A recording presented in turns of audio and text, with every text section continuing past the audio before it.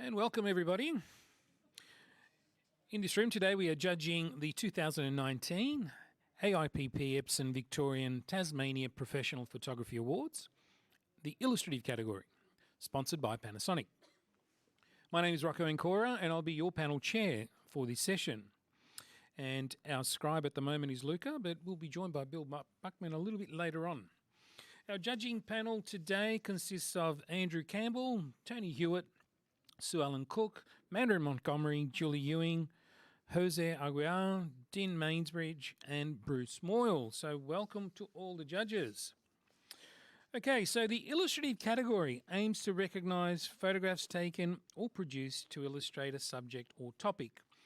The images may be conceptual or representative in nature. Examples include images taken to illustrate a magazine article, scientific publication, website, or book cover, but may also be outtakes from assignments, stock photography, or part of a personal project. This category is suitable for images depicting the interaction of humans and their impact on the natural world, astrophotography, and scientific documentation. Entries into this category might be commissioned or self-commissioned. A caption up to 50 words may be provided to assist the judges in assessing your entry. Polyptych, diptych, triptych, and all the other tich are permitted. Okay, so we can do all of those things. All right, which is good. And currently on the panel we have Andrew Campbell, Mandarin Montgomery, Julie Ewing, Bruce Moyle, and Tony Hewitt. Okay, so judges, are we feeling good? We're ready to go? Let's bring it on. And we'll have the first print, please.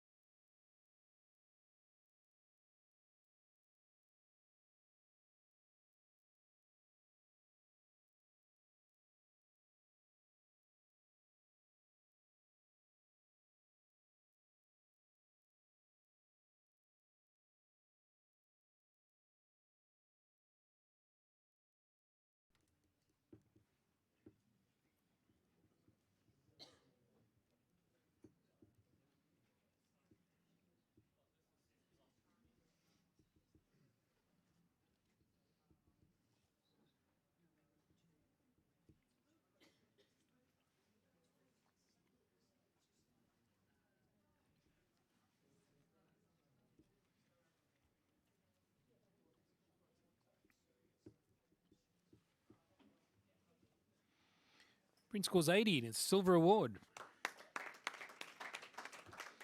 Andrew, can I get a quick comment from you, please?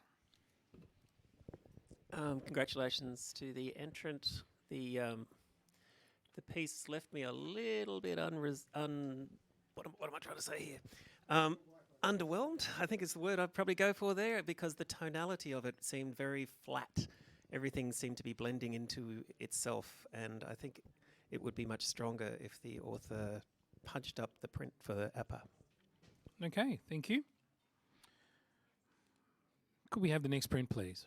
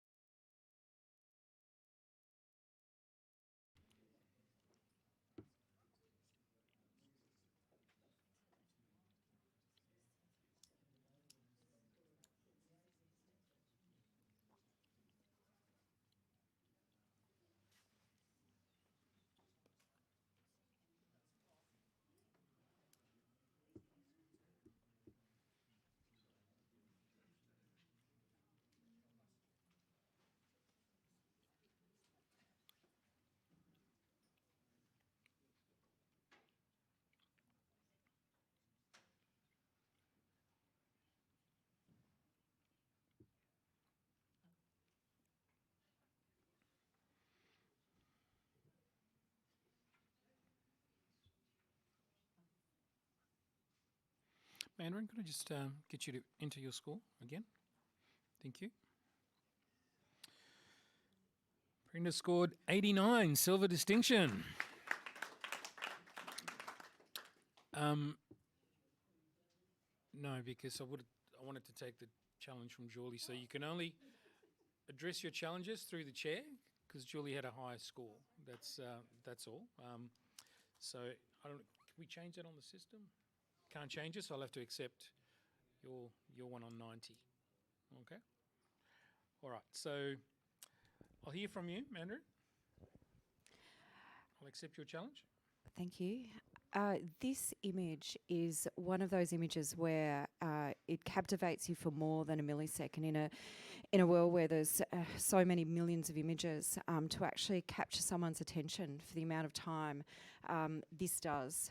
There is so much in this image, everything from that beautiful fairy tale colour palette to the story that goes with it. So that the person inside the home, they've got all this beautiful view outside, but what are they doing? They're inside, perhaps on their iPhone or who knows what.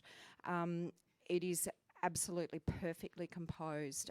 There is so much to this image that I strongly believe this is at least a gold. In fact, I probably should have gone higher to a distinction. All right, thank you. I'm going to hear from the lowest score of 87, Tony. Yeah, look, these sort of pictures really fascinate me, and I have absolute nothing but agreement in terms of the exquisiteness of the quality of the print. The post-production is world class. This is about as good as you can get it. Compositionally, it's strong. Where I struggle a little bit, Mandarin, and this is the truth, I'm hoping you can convince me why it's a gold, okay?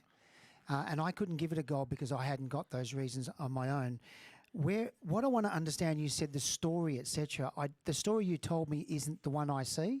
You said this beautiful scene outside. I see desolation outside. So I'm trying to make this narrative up. And what you've done is actually gone against the one I was moving towards. So I'm looking for what the narrative is, because a gold award for me is the strength of the communication and the way in which a narrative or a story is expressed. So I'm looking for you to help me with what is the story. No question, this is absolutely stunning print. I'm just looking to tick those boxes. That's why I went to basically a mid-silver distinction, and I do nothing more than pleasure than to give it a gold, but I just need to justify to myself what those reasons are. Okay, Bruce, let's hear from you. I think I can give you that justification, and I'm definitely going to come up. Now, the house and that scene in the middle, the predominant thing is that sanctuary, that idyllic, the calm. If you think about it as an emotion, you got the depressing landscape on the outside. On the inside, this person has their warmth. That's their solace. That's their thing. Whereas on the outside, if you take it as a person, depressing on the outside, but they are calm and collected and cool and beautiful in the middle. And so I think this is really amazing. Like it's a really nice analogy there. Andrew, let's hear from you as well. Yeah, probably going to talk myself up here, I think. Thanks, Mandarin and Tony. You've both given me a lot to think about here. But what the real thing here is the depth that we're seeing. If you literally hold your hand there and you can see the house, it's a nice, tranquil, kind of pleasant home. But then you've got this whole level of complexity below it, which is in fact in two levels of its own. It's almost like going into Inception, because you've got the reflection essentially of the tree, but you've also got the whole story of everything under that house as a kind of a subterranean feel, almost kind of Noah's Ark-like. And so I guess the depth upon depth of what we're seeing here, and there's plenty to read into it and go on with. Yeah, I'll go. And I want to hear from the highest score. Julie, you're a 92. Yes, I scored this a gold, and I cannot fault the print. It's absolutely beautiful, and all the colour tones throughout it, absolutely sublime. I took it as this person's little bit of paradise. Yes, there is nothing else beyond, no sign of life. Oh, well, there's the birds in the trees, but the tree appears to be dead in the background. But this is paradise in this one spot. It's not real, it's make-believe, but in that person's life, that's their paradise. And I think it's illustrated spectacularly, and have given it a gold. Right, Mandarin, take it home for us. These are all fabulous comments, and I'm so glad we're discussing it. And perhaps I can explain where I'm coming from with this. This is where it's quite subjective, in that, for example, I love desert landscape. Someone else will love mountain. What I'm seeing in this image is the lady inside. It's very introspective. Yes, she's in her warmth. She's got her little cat looking out the window. There's another room with a library. So everything is introspective. She's like an armchair traveller. Whereas outside, yes, you've got the desolate landscape, which to some of us is quite stunning, and you've also got all these trees and the water lilies in the water. So there's life, and there's variety. There's light and shade, and she's not stepping outside of her comfort zone. She's in her little warm cocoon, and there's so much more to this world. The only way that she's got to get down is the ladder and the tyre. So I actually wish I had have gone gold distinction with this. It's absolutely superb. All right, judges, please take all comments on board and rescore the print. It currently sits on 89, high silver distinction, and Mandarin has asked you all to join her on gold.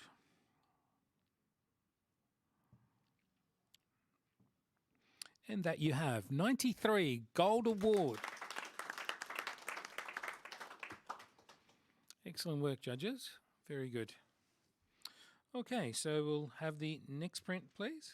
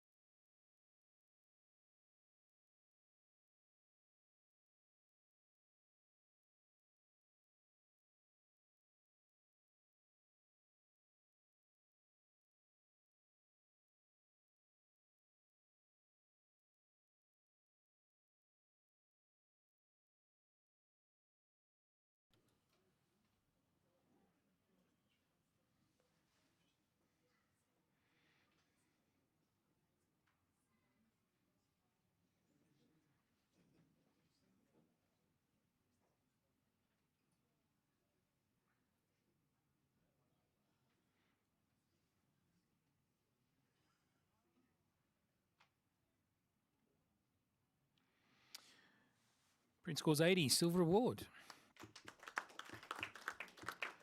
And let's have a quick comment, Tony, from you. Yeah, look, I just gave it a silver basically because of the conceptual development here. I thought it was an interesting idea. It'd been very well executed. Technically, it could have had a bit more improvement in post-production and the treatment of the print, etc.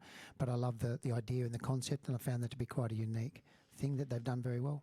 All right, thank you. Could we have the next print, please?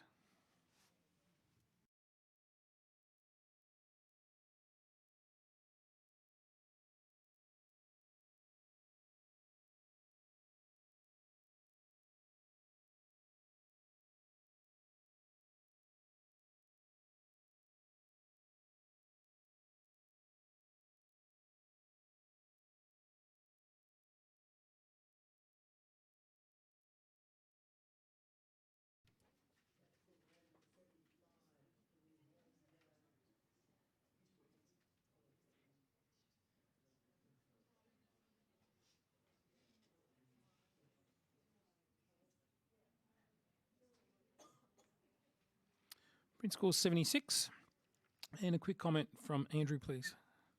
I think this would be more engaging at a different time of day, perhaps dawn or dusk, so you could pick up on some reflections from those panels and maybe get some light into those interior areas. It looks a little bit flat and dull. All right, thank you. Could we have the next print, please?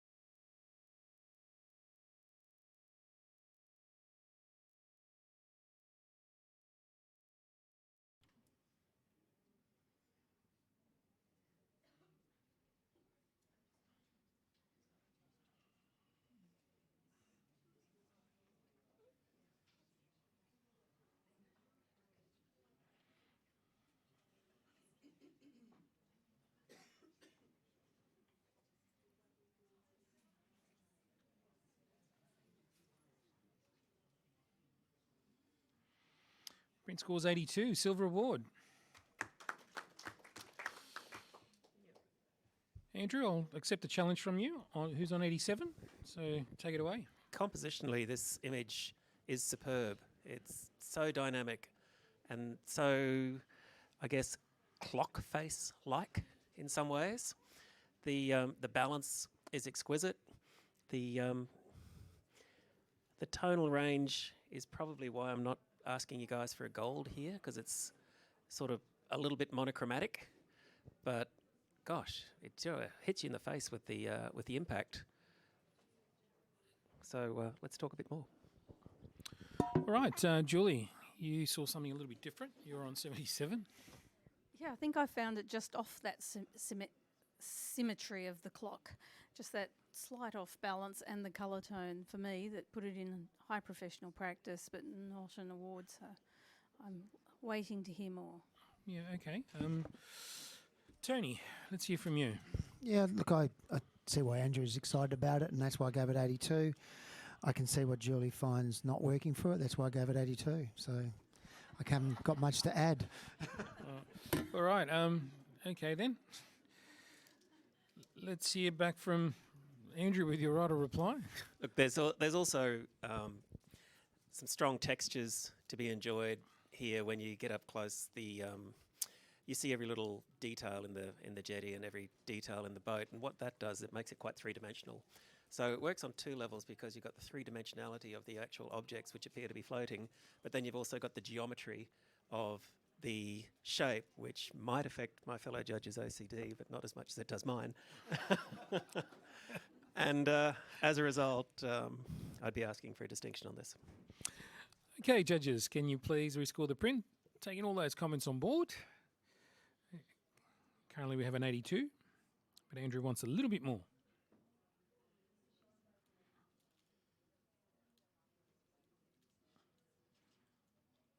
And now we have an 84. So well done. Every point counts. Good work. And we'll have the next print, please.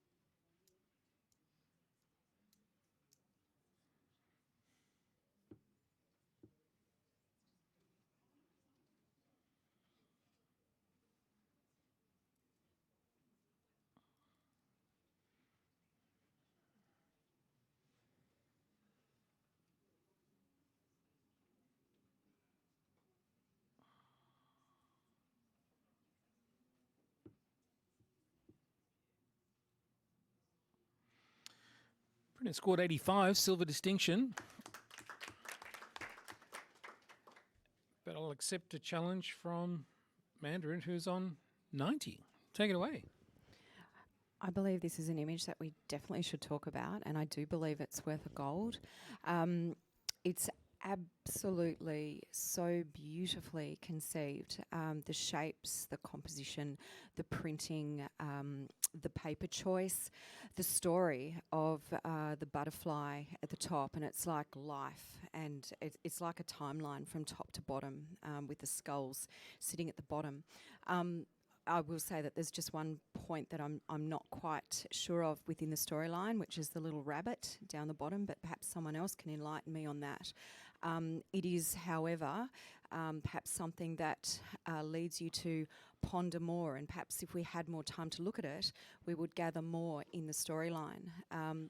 but it is, in my opinion, a gold award.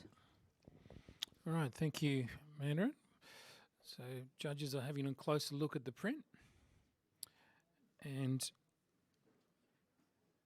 I want to hear from Julie on this one. Julie, you're on 83.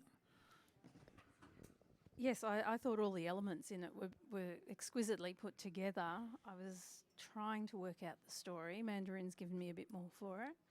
I'd missed the rabbit, so I still don't know. I'm none the wiser for the rabbit. But look, beautifully put together. I think I would just like to, I guess, understand the full concept more to give it a go. Right, Tony. Yep. Again, a little bit of both. But there's an issue I have with the cloud at the top, the fringing on the cloud, the tonal dropout or the tonal break that we have around that edge hasn't been handled very well, in my opinion, technically. So that's a technical aspect that's pulling it down from gold for me. The storyline, again, I don't think is super clear. I kind of get life and death, and then the word gratuitous is a little bit unfair, but it feels like there's things been added in, but I don't know why they've been added in. Having said that, it is stunning. It's beautiful. The colour palette's gorgeous. The balance of the composition is stunning. So there are so many reasons for me to go up, but there's a few things that sort of hold me from going up too high. And as I said, a couple of technical issues to go with it. So I'm still listening. Hey, Andrew, do you want to give us your insights? Much like Tony, the cloud, the reflection of or the shadow, I beg your pardon, under the butterfly at the top bothers me a lot because it feels quite sort of out of place. Can't find the rabbit, sorry. Thank you. And for me, the whole thing just doesn't sit, I guess, as a cohesive story. It's just the sum of many, many parts, all these little vignettes, but I'm yet to really hear somebody tell me what it actually all means. All right, Mandarin. Fantastic comments, really enjoying them. And once again, I feel that this is an image that we need longer to ponder. That shadow underneath that main butterfly, it kind of looks quite deliberate in that maybe the butterfly isn't meant to be a real butterfly. It's a cutout butterfly, like a wooden butterfly. As I move down, that cloud in the middle actually looks like a hip bone. So I'm wondering if there's something related to the womb and life and death in that respect. I will admit that the storyline does need more thought to perhaps allow us to acknowledge exactly what it is, but it is just such a beautiful piece of artwork that I believe it's worth a gold. All right, judges. Taking all those comments on board, I need you to rescore the print. It currently sits on 85, silver distinction. But Mandarin would like you to join her in the gold category. So taking all those comments on board, the print now scores 87, silver distinction. So a couple of more points, and every point certainly counts. So very good work, judges. Good discussions. I'll have a judge change. So Bruce, I'll get you to step off, and Sue Ellen, if you could come on, please.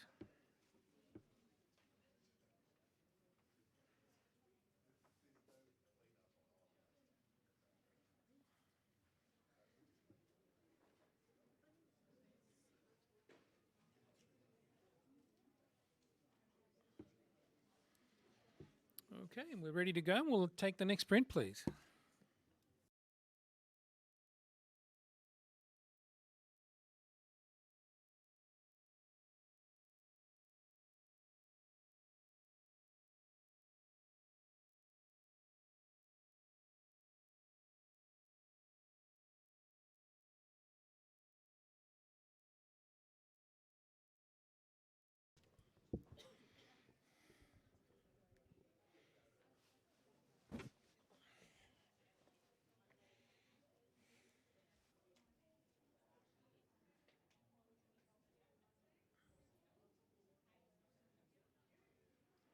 Print score 71. And can I get a quick comment from Julie, please? Just some feedback.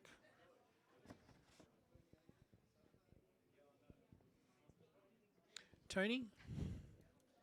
Again, very flat lighting, no depth to the image. The black is just taking over the image. The leaves at the front I can kind of see as an exercise in texture and shape, etc. However, as we go into the background, we're seeing some parts of the leaves, but black is overtaking it, so it's just a bit too heavy. Treatment and better control over lighting would help this image. All right, thank you. Great comments, great feedback. Let's have the next print, please.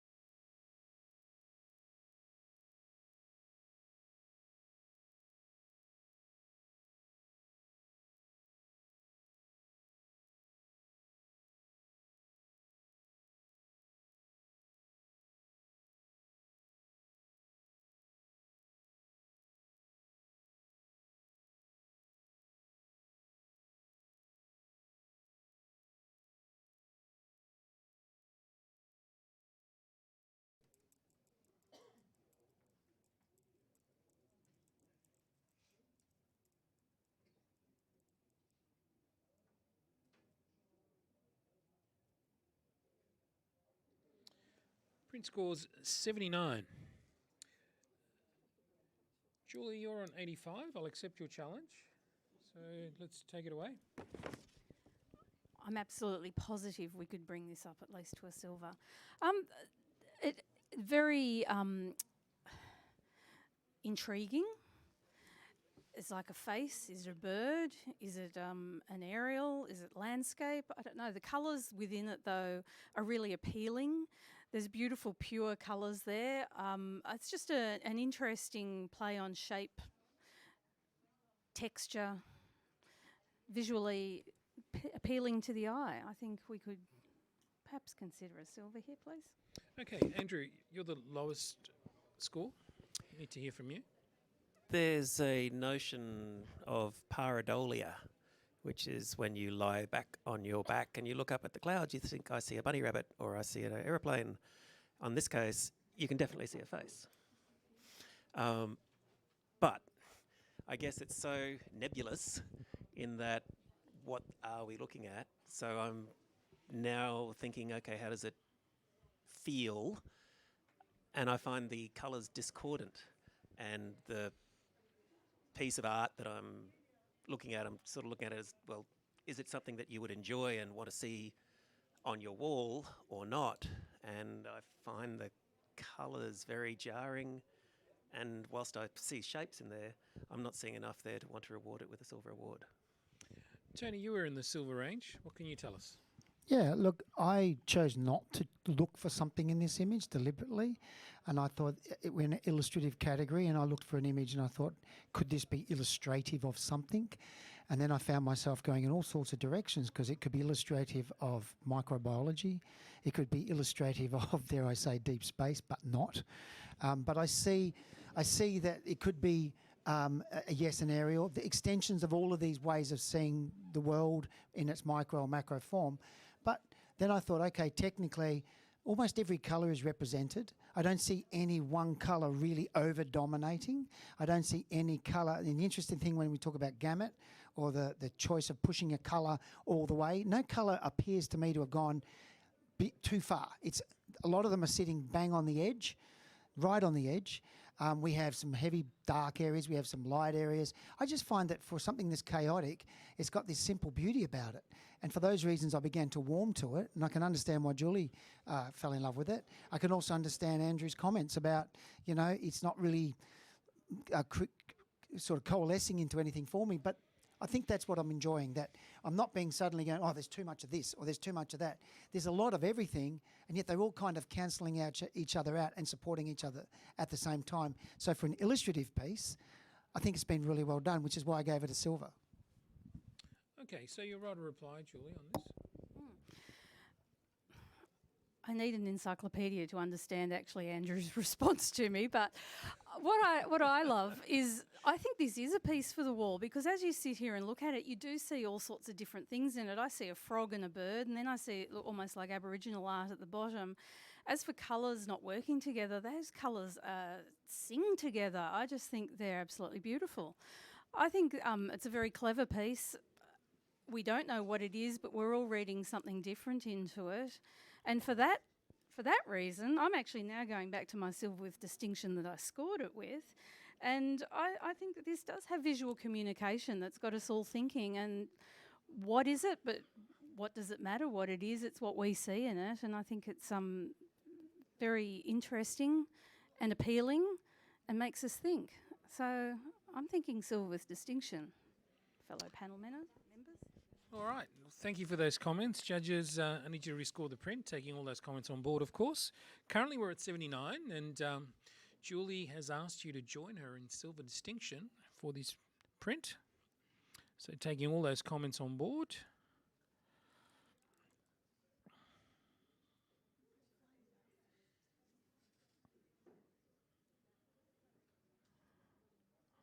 We have a solid silver at 83. Great work once again. Let's have the next print, please.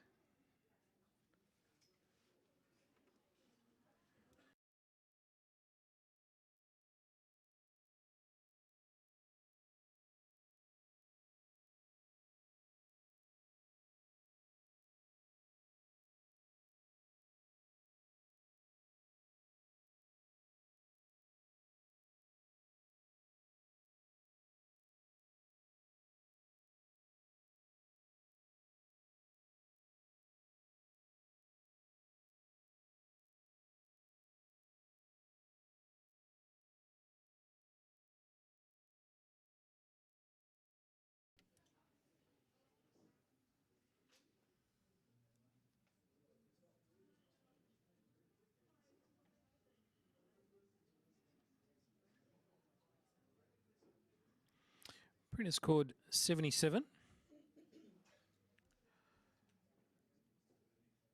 Can I get a comment from Andrew, please? The colours are very pleasing. The uniqueness of the bubble shape above the creature's head is kind of fascinating, but there's not enough there to reward that with a silver award at this stage. So maybe some cropping would help. Thank you. Can we have the next print, please?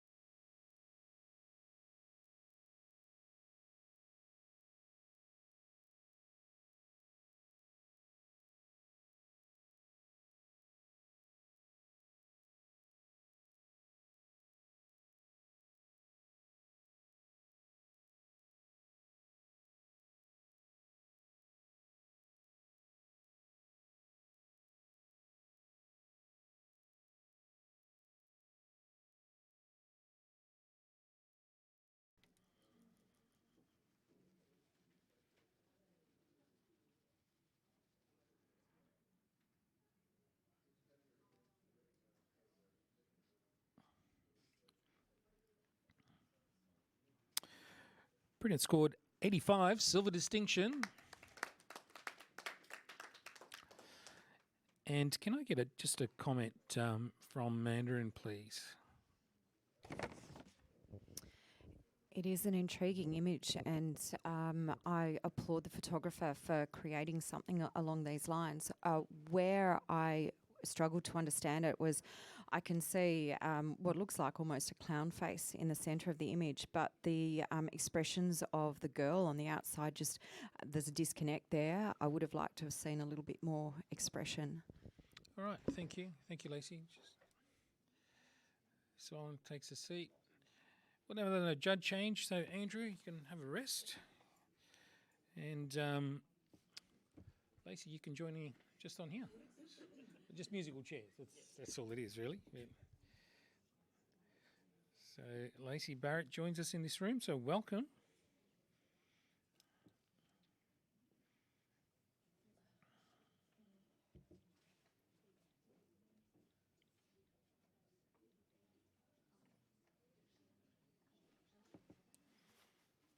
Alrighty then. And we're ready for the next print.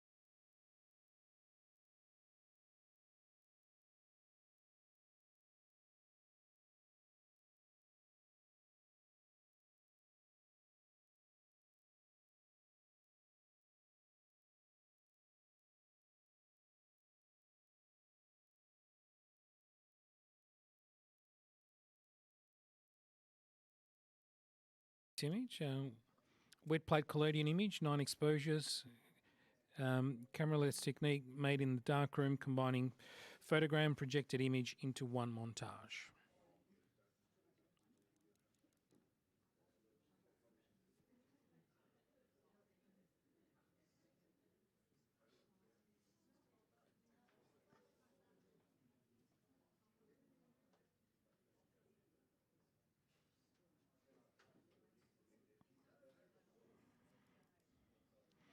Print has scored 84, silver award. Lacey, you're on 92, so you are challenging, and go for it. Yeah, when this turned around, I was immediately intrigued and wanted to know more. And as I approached and got closer, I saw this sort of like a mosaic feel to this print and the way it's been presented to us in multiple parts that break down into its individual pieces and then come back together as a whole image. And with all of the little details and the contrast with your colors and your blacks and your cream tones, I really thought this was quite exquisite, and I would love to see you guys come up. All right, let's hear from Sue Ellen. You're on 82. I agree. It's very intriguing and beautifully put together. It's a little bit sort of dark and, as in the mood, somber, about death, that sort of thing. But it sort of leaves me wanting, and I'm wanting to see more of the story. All right, Tony, you're on 88, so high silver distinction. Yeah, excellence in craft using a alternative or a past technique, past still used, but a historical process which has been executed exceptionally well. Colour tone, as in the somberness of it, which is very complementary to what I think the message here is.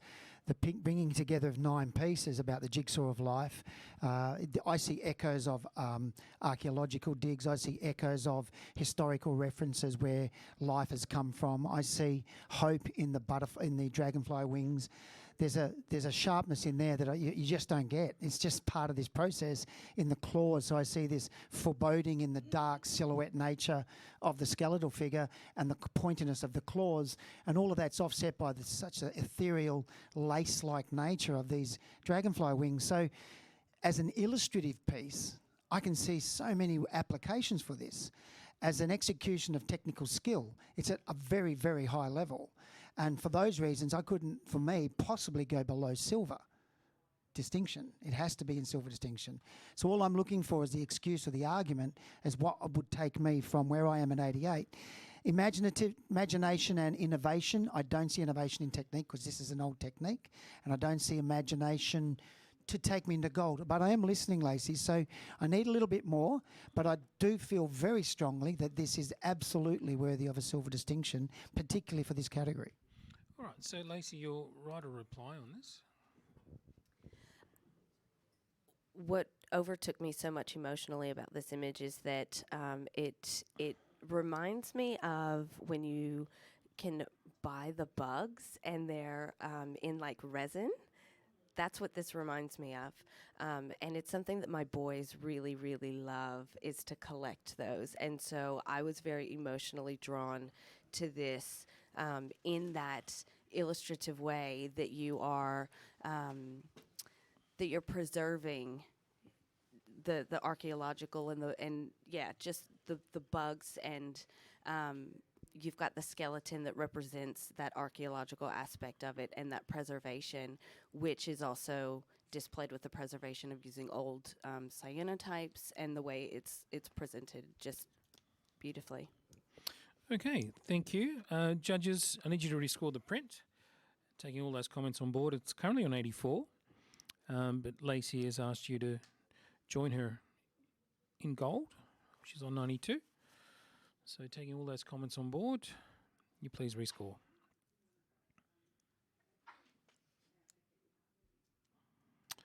Print now scores 88. Silver distinction.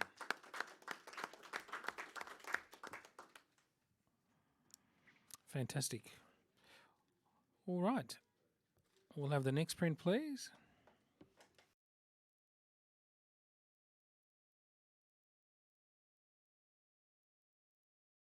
Has a caption, animals are inhabiting human environments, finding food and enjoying a higher survival rate. They are adept at interpreting urban landscapes and human movements, modifying the environment to fit their needs.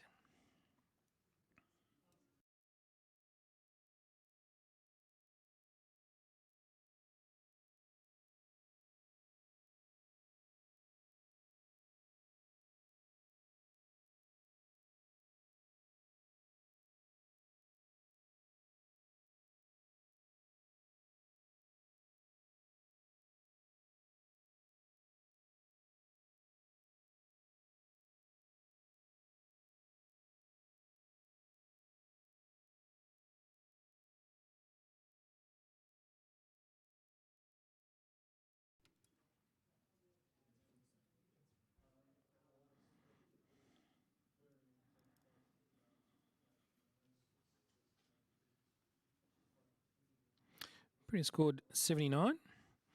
And I'll take just a quick comment from Sue Allen, please.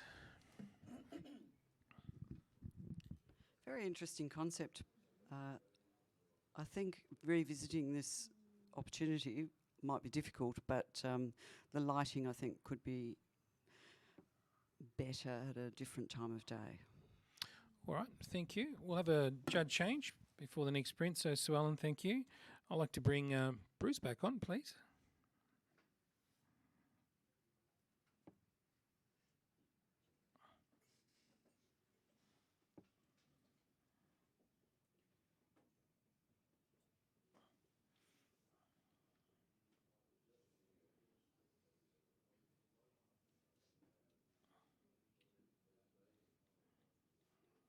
Just entering you into the system. Okay. And we'll have the next print, please.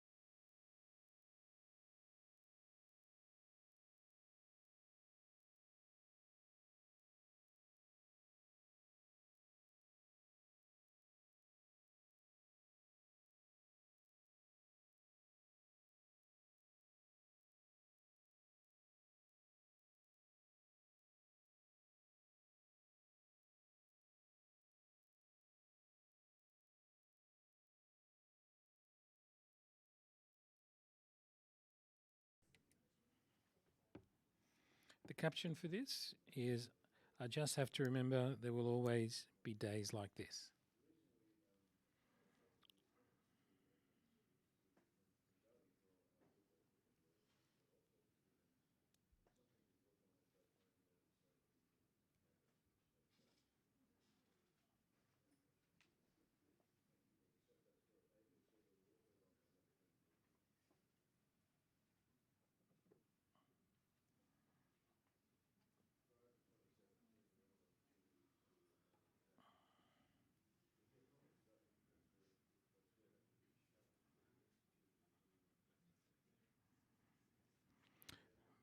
Britain scored 84, silver award. And can I get a comment from Tony, please? For me, composition a little tight at the top. I think it's well worthy of the award that has been given. A little bit tight at the top. I'd like to know what's in the bottle because there's something in the bottle, but I don't know what it is. So again, that comes down to size. Often we're just a little too small when we have such finite detail, and particularly in illustrative shots with such a strong perceived narrative base, we need to know what those things are so we can start to put two and two together and just figure out what the story's about.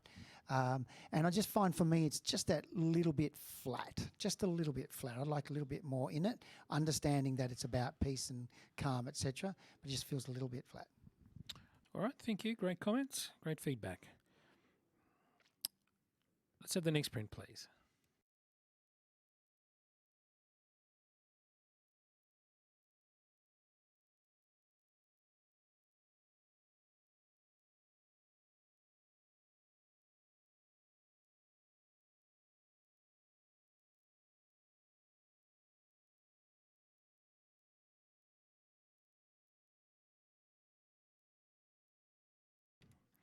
The caption for this image, 9,000 light years distant, the Statue of Liberty Nebula's distinctive shapes are formed by stellar winds from stars born in dark, dusty regions of space. Removing these stars reveals a range of filaments of glowing gases, dark dust clouds, and the bright, turbulent Stratesque region near the image centre.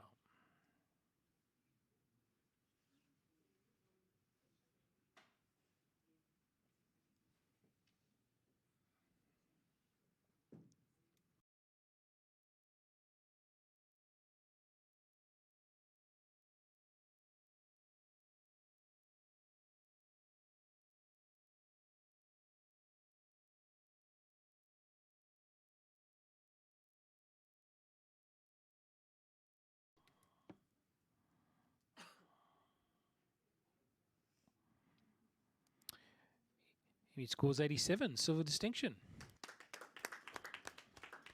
And Julie, yes, you are jumping up and down for a reason. You scored at 93, so we'll take your challenge. Yeah, no, look, congratulations to the photographer. And before you even read that out, I saw the Statue of Liberty there, so I felt very pleased with myself when you read that out.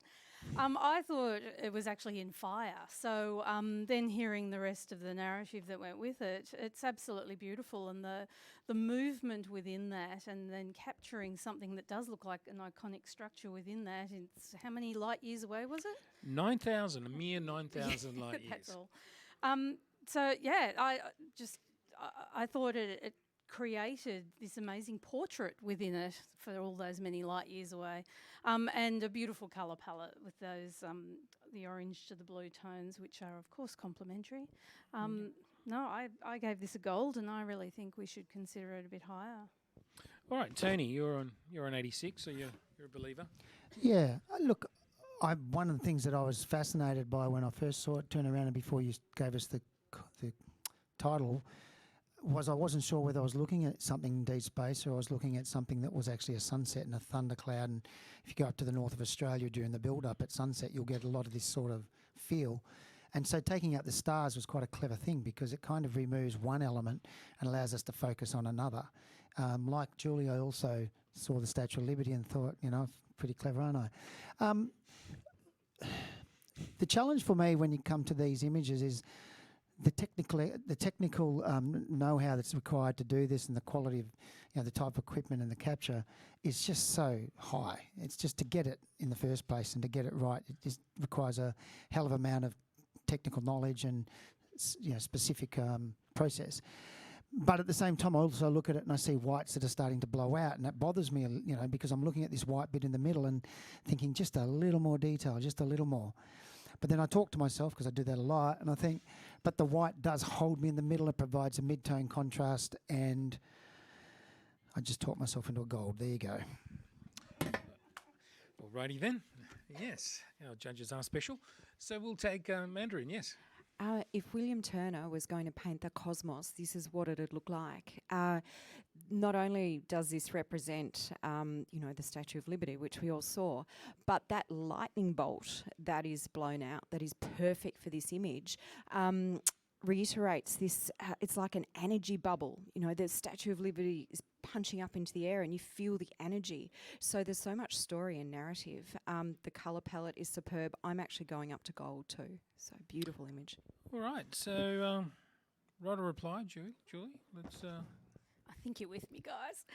I think the white within it I looked at too, and I thought, look, if I was photographing something 9 million light years away, it'd be a bit tricky to get those whites filled in. But it's also almost like that jet propulsion that's about to send the Statue of Liberty flying into further space. It's an amazing image, and it does provoke a lot of thought with it. I think let's give it a gold, guys and girls. All right, thank you for those comments. Judges, can you take all those comments on board and rescore the print? It's currently on a 87, but I've got a feeling that's going to change. And that feeling was pretty good because it's a 91 gold award.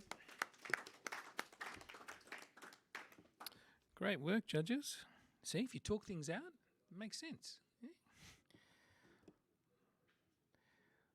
All right, next print, please.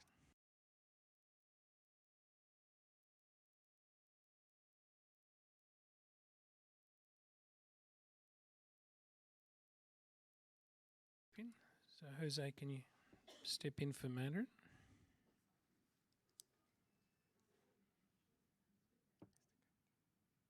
The caption for this image, this montage features various aspects of the iris, highlighting the soft purple sensuality and mysterious nature of the flower.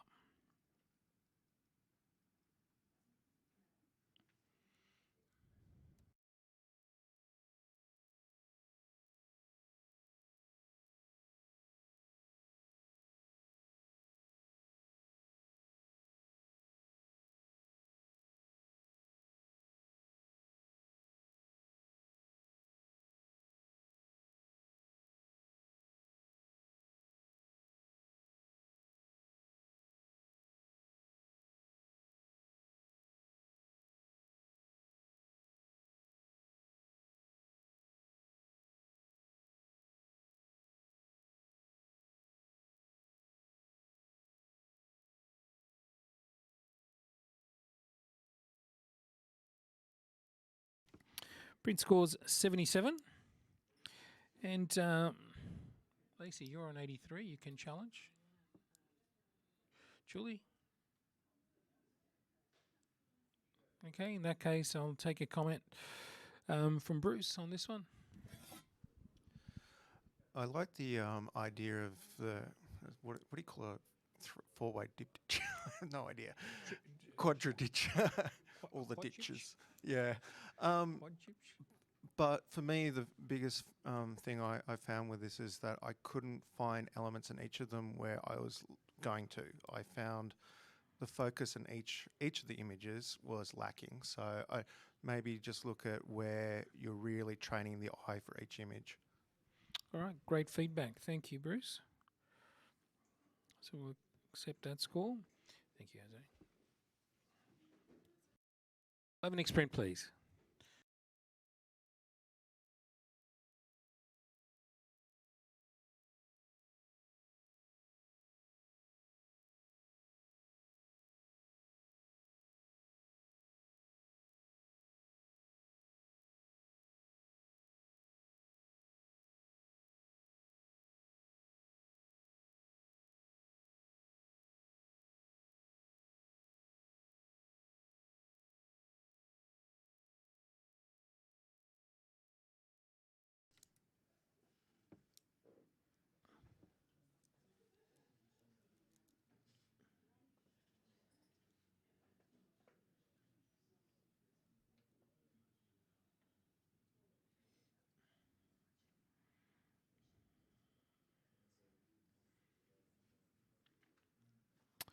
Print scores 77. And I'll get a comment from Julie on this one. You're right on 77.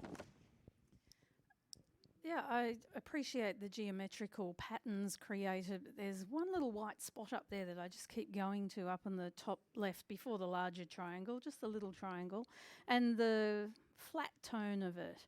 It's got a lot of punch, but it's just without the Judy, so a little bit more oomph to it could, increase, but Okay, good job. thank you. Let's have the next print, please.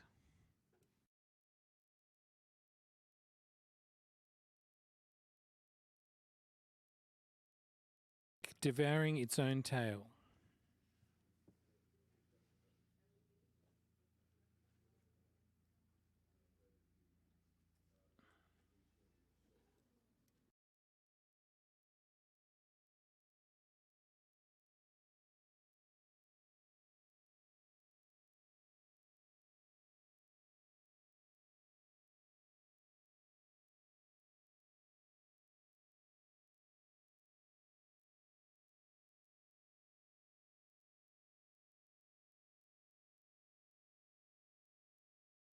Capitalism is a snake devouring its own tail.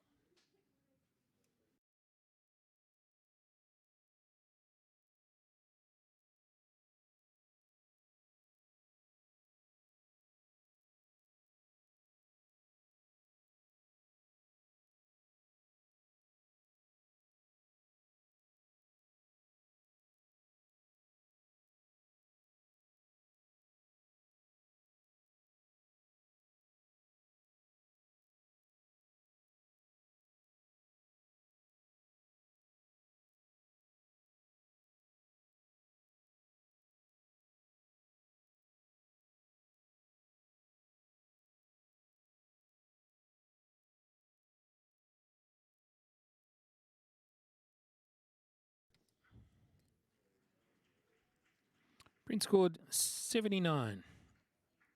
And Bruce, just a comment from you, please. I think this image really needs to look at the perspective of the elements.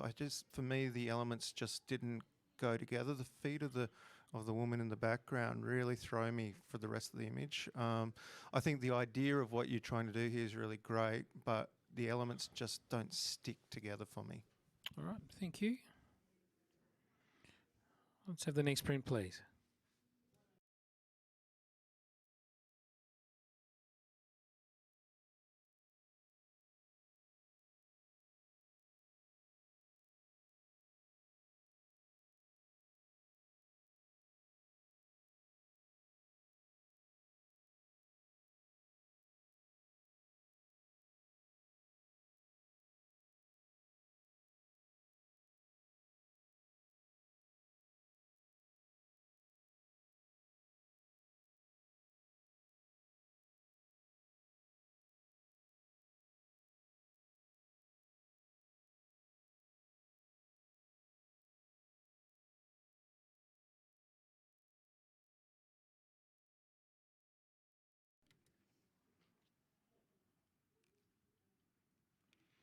Printer scored 81, silver award.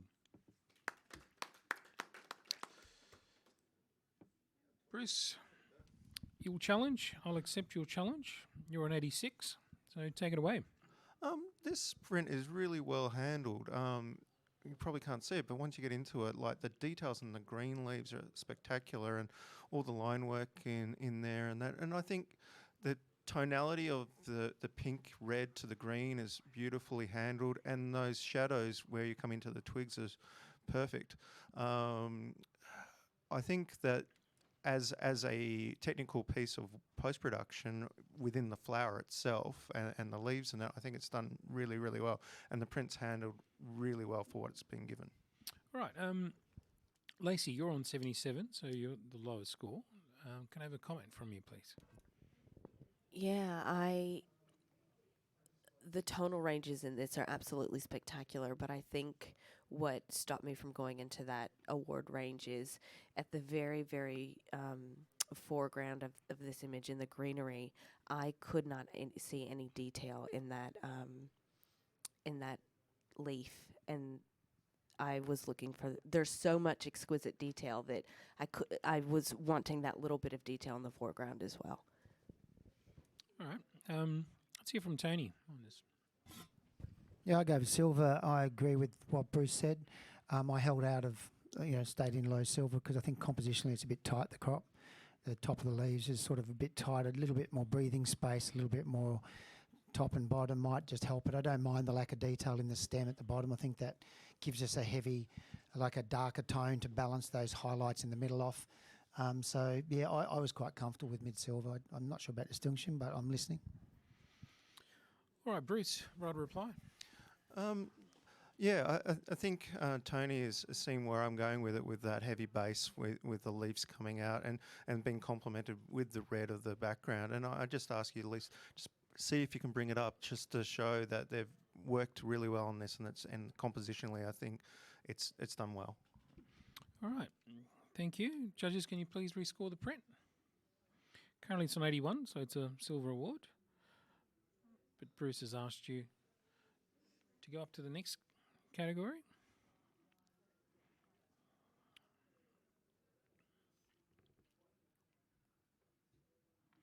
And we've gained another 2 points. Print now scores 83, silver award.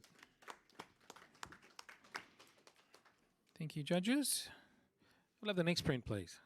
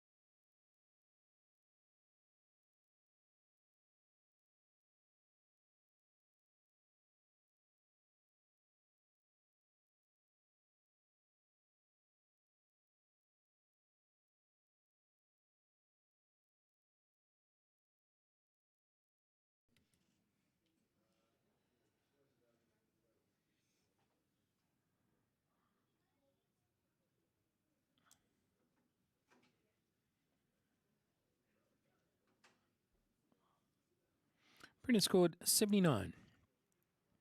And can I get just a comment from Mandarin, please? Great effort with the storyline. The first thing that hit me when I saw it was I felt that it was too light. I would have loved a little bit more depth in the tones.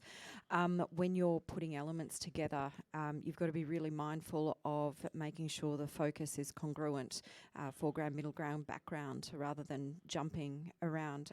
Also, there's a small element on the right-hand side, that wheel doesn't look like it's been rendered properly. It seems like there's bits of it missing. And finally, I'm not sure of the placement of the sign. The composition feels a little perhaps clunky. All right, thank you. Can I have the next print, please?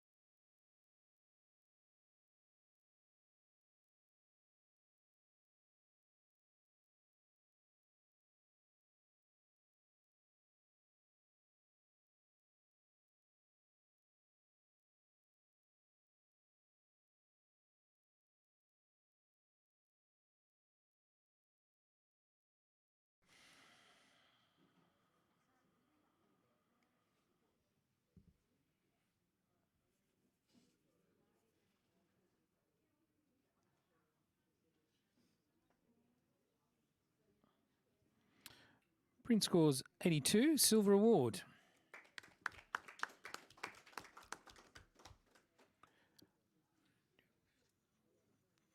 If you're happy with the score, I'll accept that score, but I'll get a... Okay with that? But I'll take a comment from Tony. A clever concept for those who can't see. Wind power on the left, telegraph poles on the right, and somebody's plugged in a power cord into the bottom of the wind power to go across and power up the grid. So, yeah, really clear communication in a very clever way, which is why it's been awarded. Beautiful. Okay, thank you. We'll have a judge change. So, Lacey, thank you. Andrew Campbell would like you to join us, please.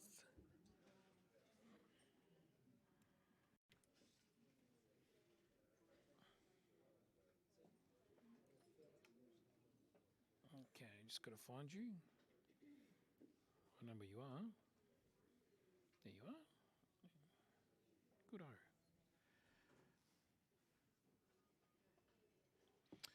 All right, can we have the next print, please?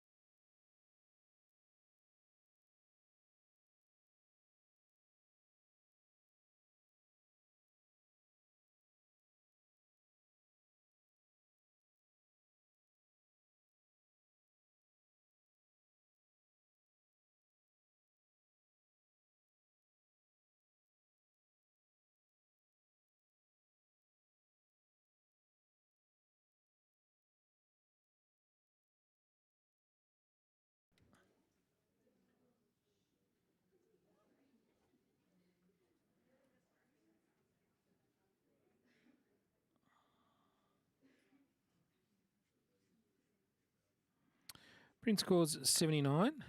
We have an auto challenge from Bruce on 92. Yeah, this one hit me, and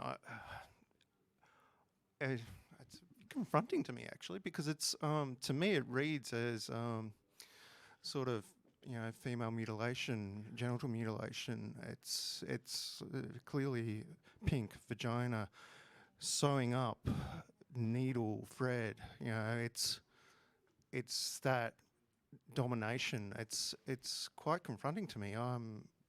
Like, regardless of the rest of it, contextually, emotionally, it just hit me straight in the head. Like, that's full on. So yeah, I really think you should have a strong look at this and come up. So, Bruce, as an auto challenge, there's no right of reply. So, if you have any further comments, otherwise, No, pass it on I to- just think just have a look at it and at the context of the actual story it's trying to tell, regardless of the little technical things in there. It's a very strong story. All right, thank you, Julie, because you're at the lowest end on 75. Yeah. Bruce, I actually read the same story. However, I found the soft pink tones and the softness and that prettiness of it incongruous to that horrific story. So that part of it is what I really found contradictory. Had it have had some more anger and aggression in the colour palette, I would have been up there. Because, it has a story, but it's still just too pastel. Tony?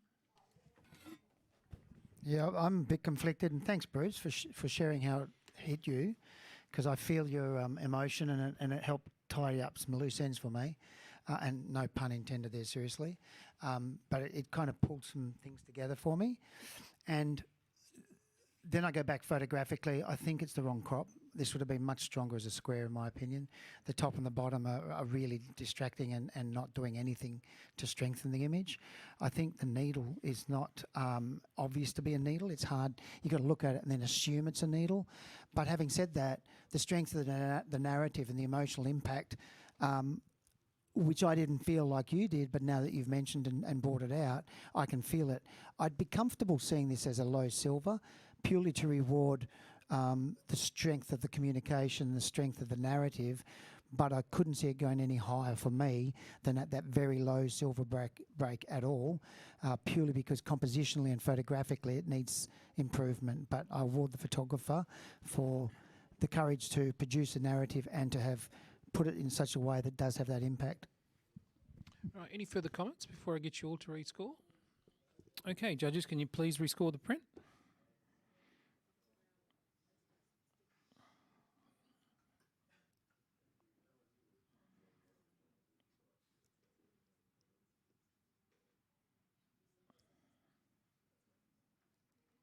Julie, can I get a score? Yep, it's coming through. Excellent. And the print now is a silver award, 82. All right, can we have the next print, please?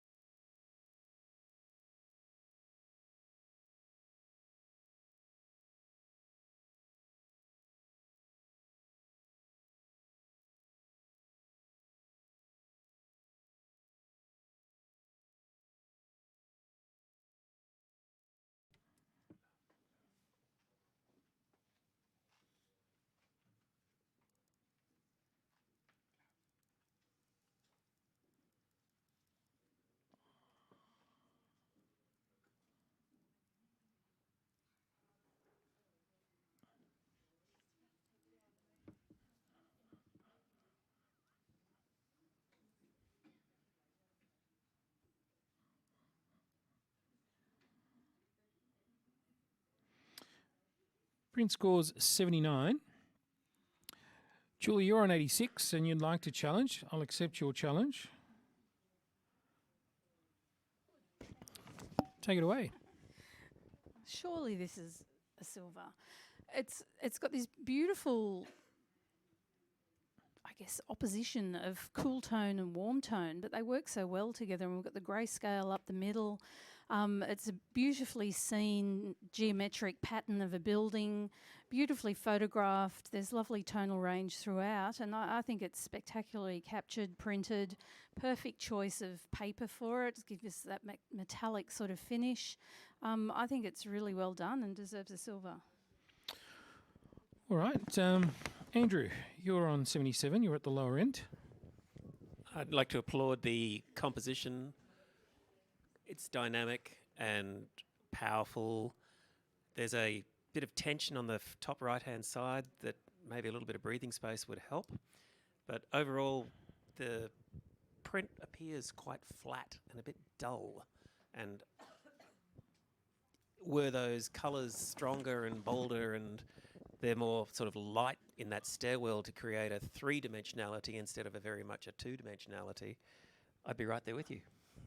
All right, Bruce, you're a believer in this. You're in the silver distinction. Yeah, I saw what was thrown initially talked about, and I think the thing that got me was that copper tone there is a beautiful thing to lay your eye on, and then you move up that line to that point of light. Like you've got beautiful transitions happening there, and I think it's the woodwork to the copper to the concrete. It just works. I think it's beautifully composed and shot, and the paper's great. Right, Julie, back to you for your right or reply. I don't see flatness in it at all. I think the tonal quality throughout it and the light and shade just gives a beautiful palette of tones, vibrancy enough, subtlety, and just beautiful leading lines that take you in and out of the image. I think we can give this a better score than we have. All right. Thank you for your comments, judges. I'll get you all to rescore. The print currently sits on 79. And Julie has challenged it to move it into the next category.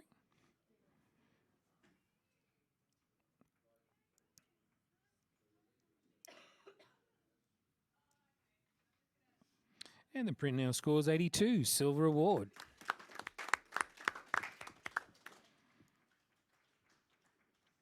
We'll have the next print, please.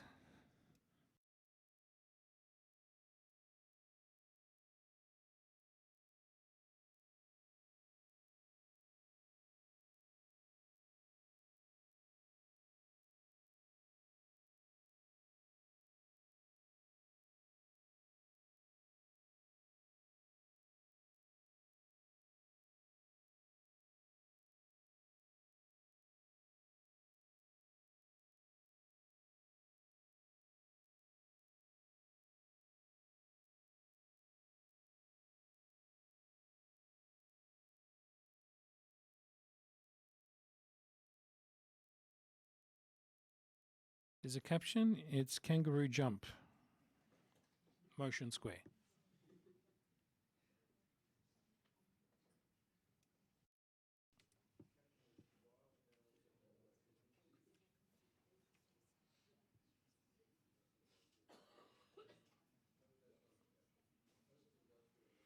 Print scores 79. Let's get a quick comment from Andrew, please. Thanks. The caption helps a little. The overall feel of the image, though, is very sort of busy and a bit. I think I used the word nebulous earlier, which is to sort of say it's a little bit like you're not quite really seeing what you're meant to be seeing. I'm not convinced about the colour palette either. I think it looks a little dirty, and I think perhaps would be better cleaned up. Yeah. Okay, thank you. Next print, please.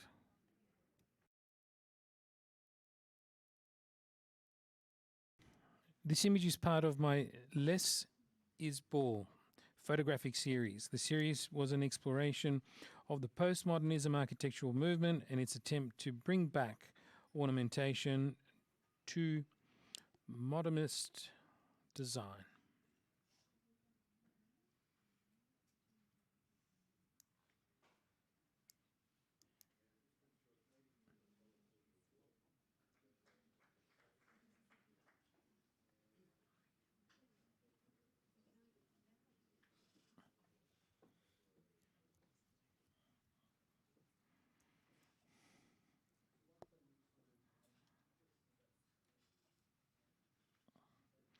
Print score 74.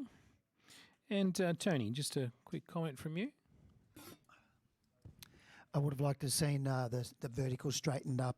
Being architectural, I think that would have helped.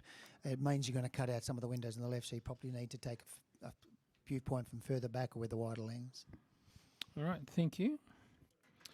We'll have a judge change. Bruce, thank you. Jose, would you like to join us on the panel, please?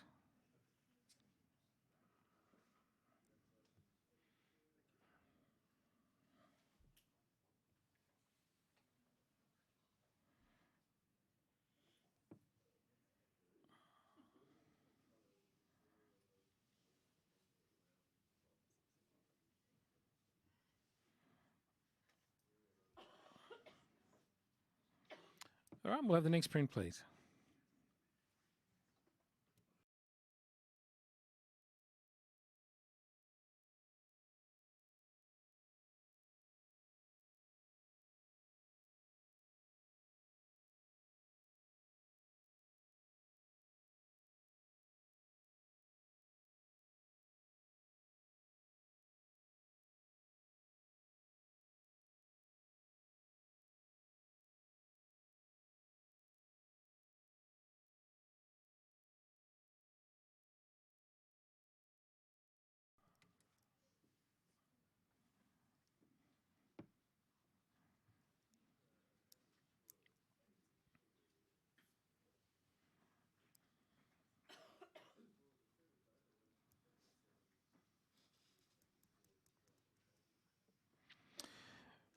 Print scores 80, silver award.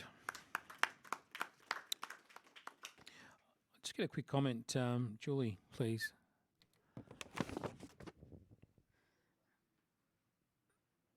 Lovely capture of a building, beautiful tones. I wasn't one who scored it an award, so That's why I'm perhaps- asking you to comment. I felt like it was something happened upon rather than something that's entirely telling me a big story or even a little story. Okay. Jose, do you want to add something to it? It's just that there is a few areas there that they should be cloned out. So there's like dusties in a few of the and in this category you can remove that. Okay, thank you. We'll have the next print, please.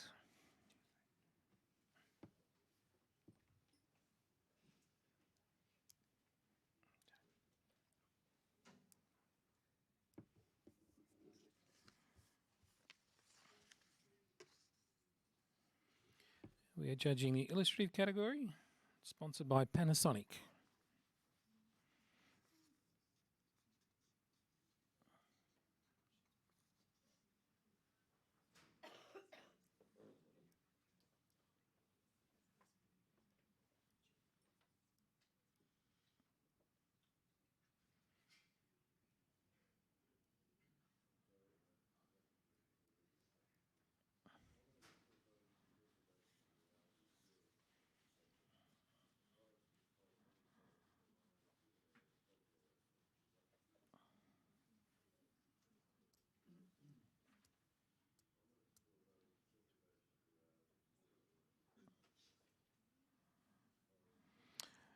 Printer scored 79.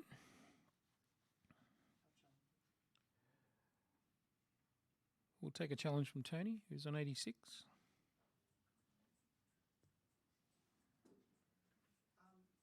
I feel like this image is inspired by, what was that science fiction movie? Interstellar. Fair enough. So then I look at it and I see some deliberate, where there's some of the titles are more clear than others. I see the use of the word biographies, which makes me think of the truth and talks about history and what's happened and where we're going or where we've come from. I see the death of Fairfax. So I'm starting to see these little echoes and little symbolisms about what's happening to the truth in our written word. I look up the top and I see romance novels, Daniel Steele. So I'm seeing the ones that I'm allowed to read clearly are kind of giving me one message, and I'm starting to put them all together and think there's a illustrative piece of communication here about where is the truth going, what is the truth, it's blurring lines, and as we go further forward, and then I go back to that sort of starting point or the inspiration behind an image like this, as in Interstellar, and I can see this, they're playing with time. So I'm starting to read all of these little narratives that are put together into one piece of clever technique, deliberately put over a series of bookshelves or books that have been stacked that way, deliberately allowing us to read certain words which have some symbolism, such as I said, the death of Fairfax, the death of truth, and so on and so forth. So I'm intrigued to the point where I'm seeing examples of exceeding communication, imagination, vision, a little bit more of a stronger narrative, and all put together executed very well in terms of technical expertise, etc. And that's why I gave it a silver distinction.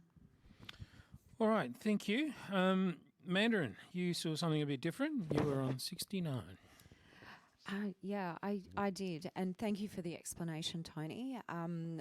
Looking at it now, I can see that part of it.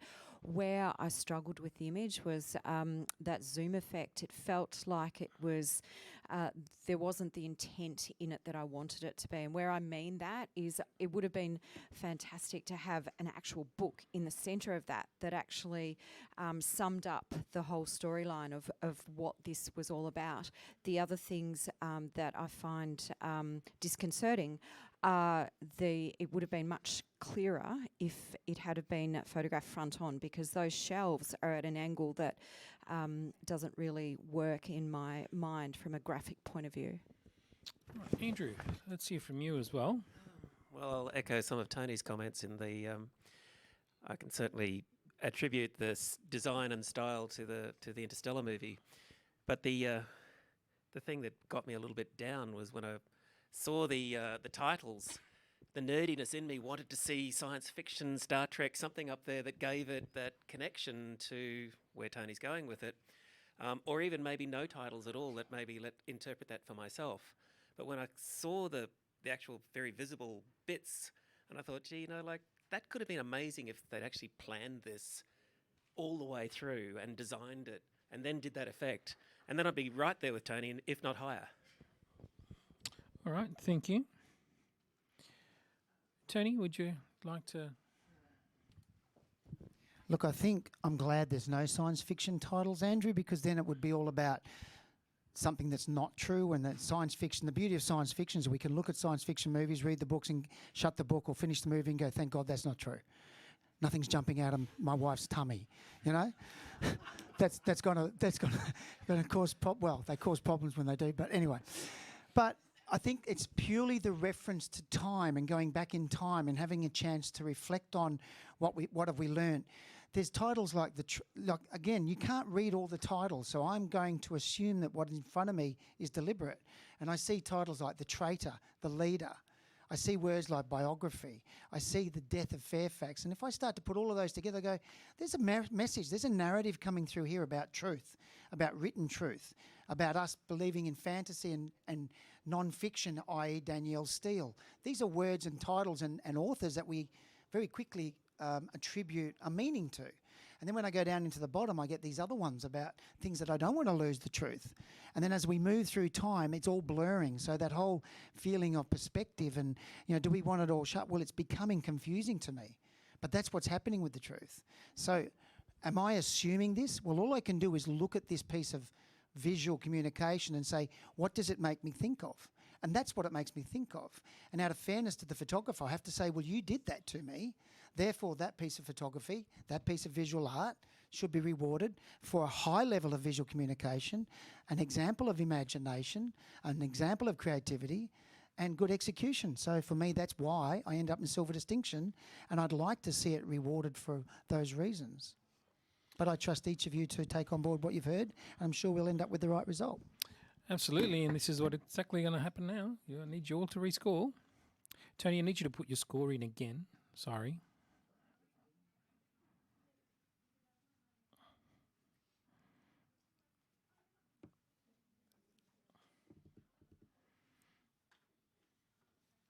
And the print now scores 82, silver award. We'll have a judge change. Julie, you've been on there for a while. Yep. Sue Ellen, would you like to join us?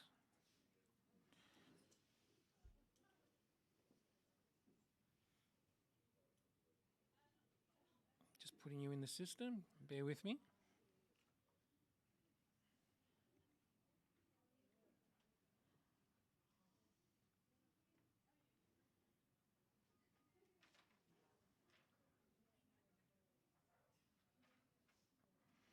Okay, and we'll have the next print, please.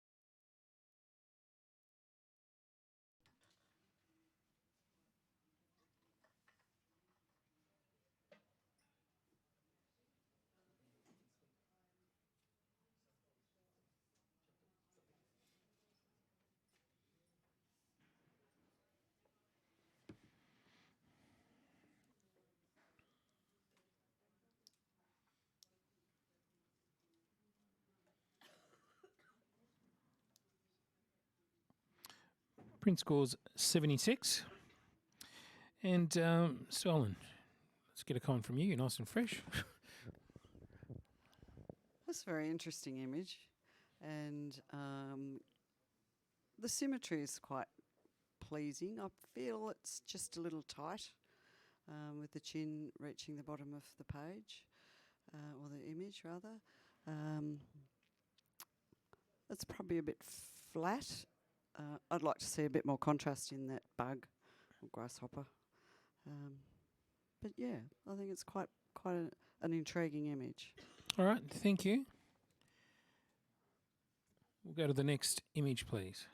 Next print.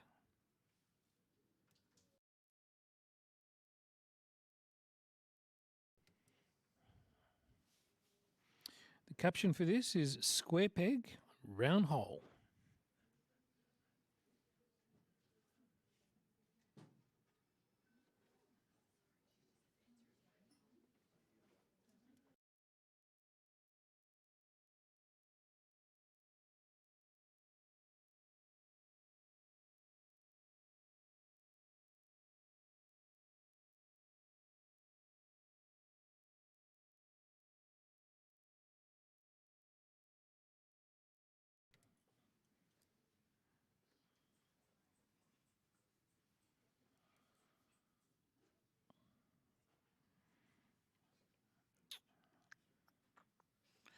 Okay, print scores 82, silver award.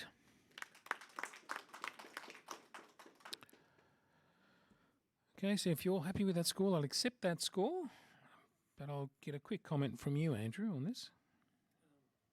Just some feedback for the photographer.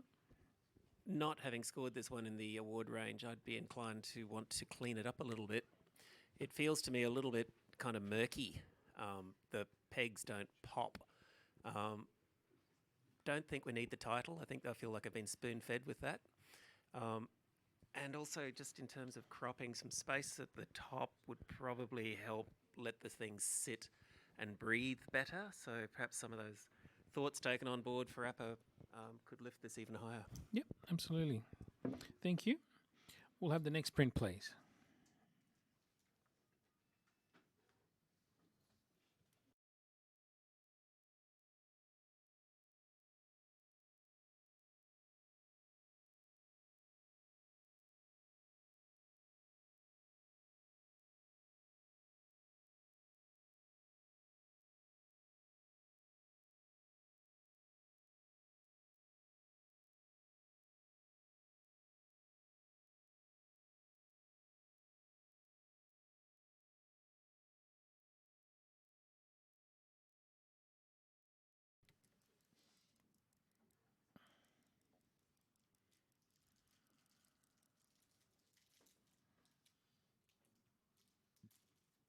Print score 75.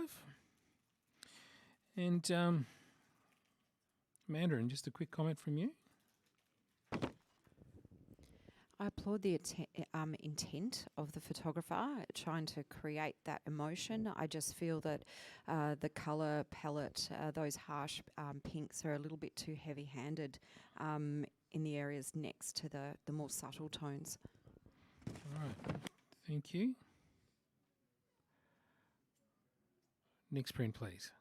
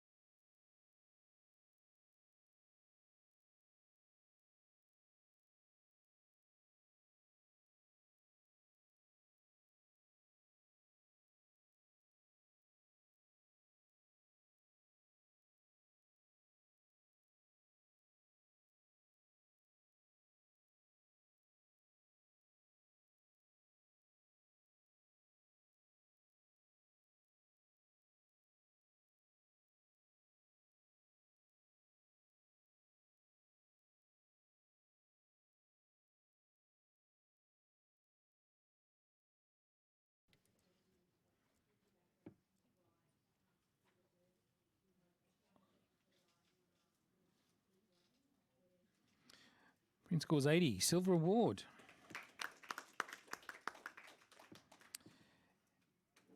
Andrew, can I get a comment from you? Just some feedback. Feels like I'm the bad guy again because I didn't give it an award. Yeah, it's I find the tension on the bottom of this image quite disturbing. I am enjoying the, what are you looking at kind of vibe that I'm getting back from the creature itself. But at the same time, I'm also really wondering why is the wrap or the wrapper or the overlay there? It doesn't seem to be adding much to me to the communication, and that's probably where I need some help on that one. yeah, Mandarin. Just To me, it's like that animal is hanging loose. He's just enjoying the freedom. And it's almost like a postcard from a holiday or a letter. The birds are all included within that that piece of paper that's overlaid. So I find it visually quite well put together. all right. Thank you. We'll have the next print, please.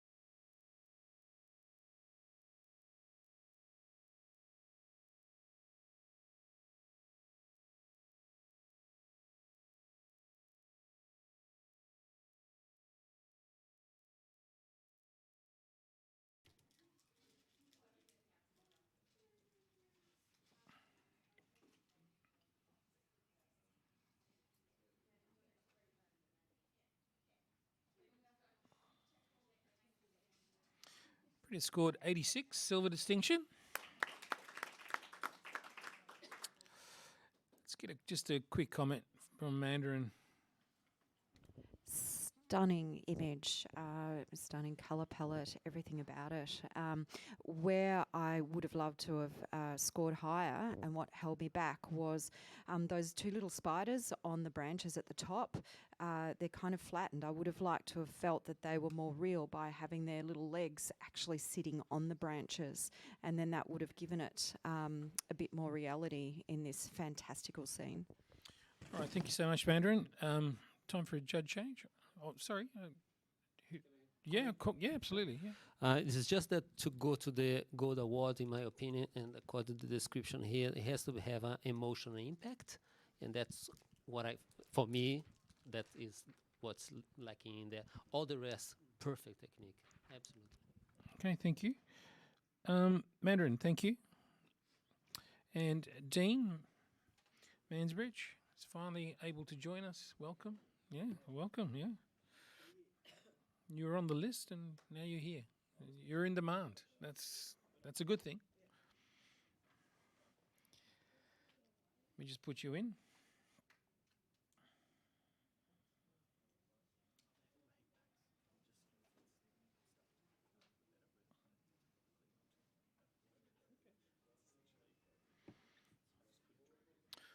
Okay, so we're ready for the next print, please. This print has a caption. The image is part of my Less is More photographic series. The series was an exploration of the postmodernism architectural movement in its attempt to bring back ornamentation in modernist design.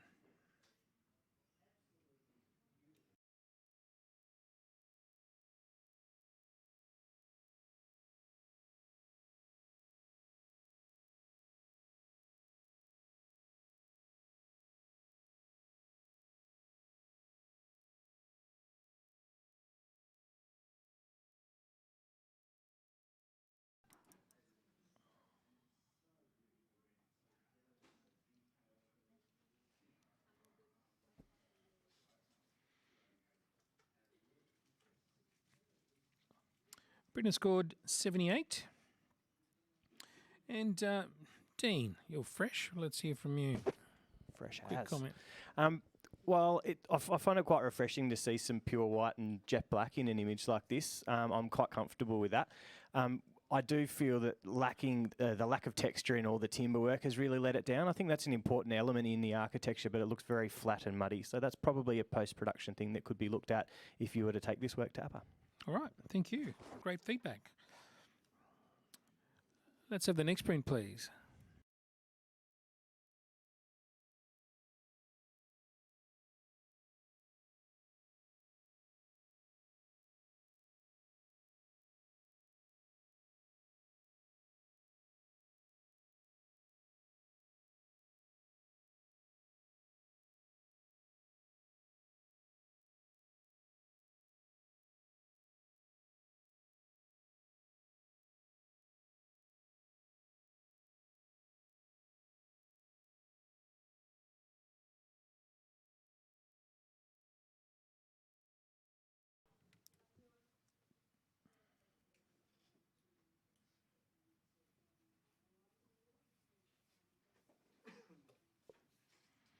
Print scores 78.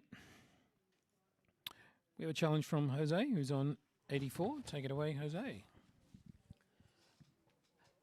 It's not on the composition is great. That's what we expect with the triangles and everything else.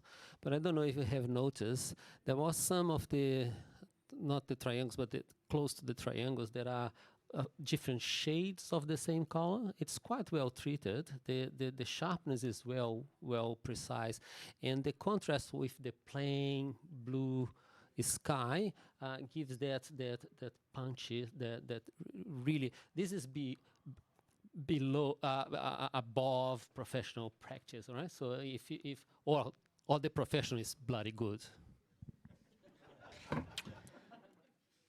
All right. Let's hear from Tony. You're on 77, along with all the other judges, exactly on 77. How do you follow that? I think professionals can be pretty bloody good most of the time. Look, I just find the right-hand side where it's cropped is untidy, the way that they've sort of been finished off. I think the bottom left, where that little red one is a little bit untidy. So I see it as a high standard professional practice, but I don't see the addition of something else that gives me the reason to award it as a silver. I don't see precision or a execution of composition or a perspective that's been chosen to tell me this story, to share this narrative in a way that shows a level of excellence over and above what a professional would get. And I suppose that's the reasons I've sort of sat it high in that high standard of professional practice. I appreciate where you're coming from and I'm listening, but that's kind of where I'm at. Dean, just a comment from you. Just a quick suggestion for the photographer. I wonder if it was cropped corner to corner, so that this is all about angles and points and sharp edges. To echo what Tony was saying, the crop could be done better. I think if it was through the red triangle that's at the top there, so the line between the background and all the triangles was a direct corner through the whole crop from corner to corner. Does that make sense? Yeah, and perhaps in a square. Yeah, that's square. an easy way to say it. But I think that composition could have helped elevate it. All right, so Jose, you'll write a reply on all this? Yeah, well, I sorry for disagreeing with you two on this particular part because it's your right to because what is great about this is exactly the perspective, right, of being different shapes of the triangles and the other parts that are missing from the triangles. It creates a very interesting mess around, right? It's not only one triangle after the other one that forms a triangle or whatever the line. It is a mess, well sharpen all the details there. I think it is a good vision to see this. All right. Jose, never apologise for having a different opinion, because that's what makes judging really good. All right, judges, taking all those comments on board, can we please rescore the print?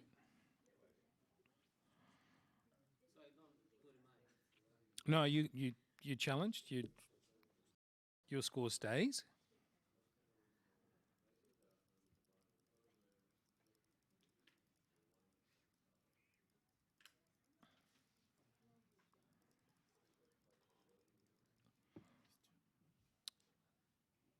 Dean and Swellen.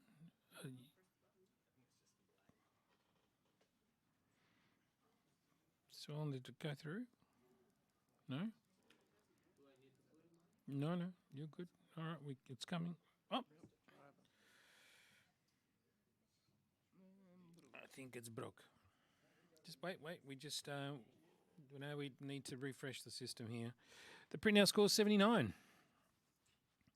So one more point. That's good. All right. We'll have the next print, please.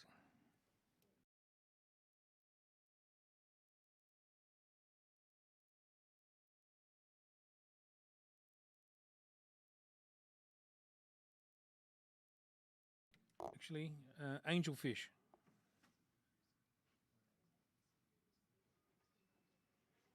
Sorry, dirty screen. Yeah.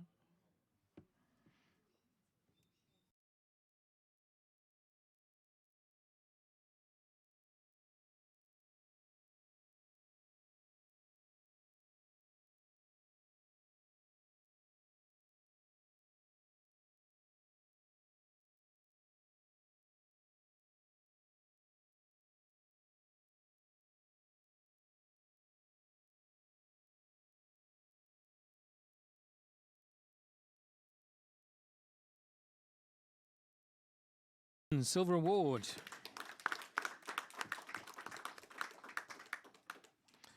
Tony, just a bit of feedback on this one from you.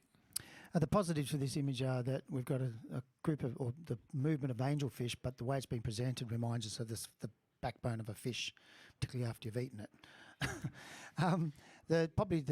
What's holding it back a little is the quality of the capture, the resolution of the file itself. It looks very weak, and probably have a relook. If you can get a chance to shoot it on maybe a higher quality capture, but follow the same type of concept, I think you've got an incredibly good type of image. Great direction to keep going in. Yeah, fantastic. Thank you. Good feedback. Next print, please.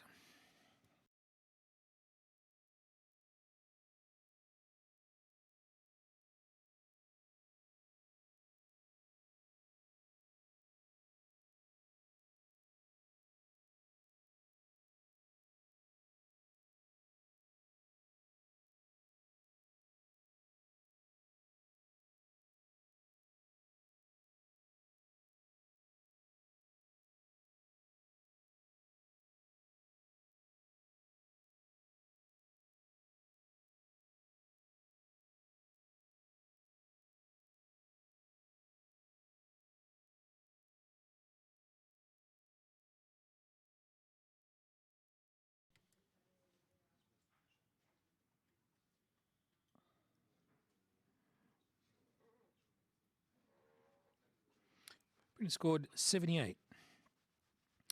And Dean, just some feedback from you with this print. I apologise for not understanding a narrative in here that I assume is in here. I think it's been we've been confronted with a nice scene, and maybe there's something that it's like it's lifeless, but there is this life in the birds, but they look kind of lifeless. So it's a bit confusing. I think I found it a bit confusing and confronting. Super bright on the right hand side under lights as well, which is really drawing the eye over there, and we're finding nothing there. So so perhaps some technical things to look at there too. All right, fantastic. Thank you. Yeah, absolutely, Swan, please. The story that I saw was that it's industrialisation, it's the impact of humans. These two birds are looking for their home that used to be there. All right, great. I like the story. All right, fantastic. All right, good. We've got a story. Can we have the next print, please?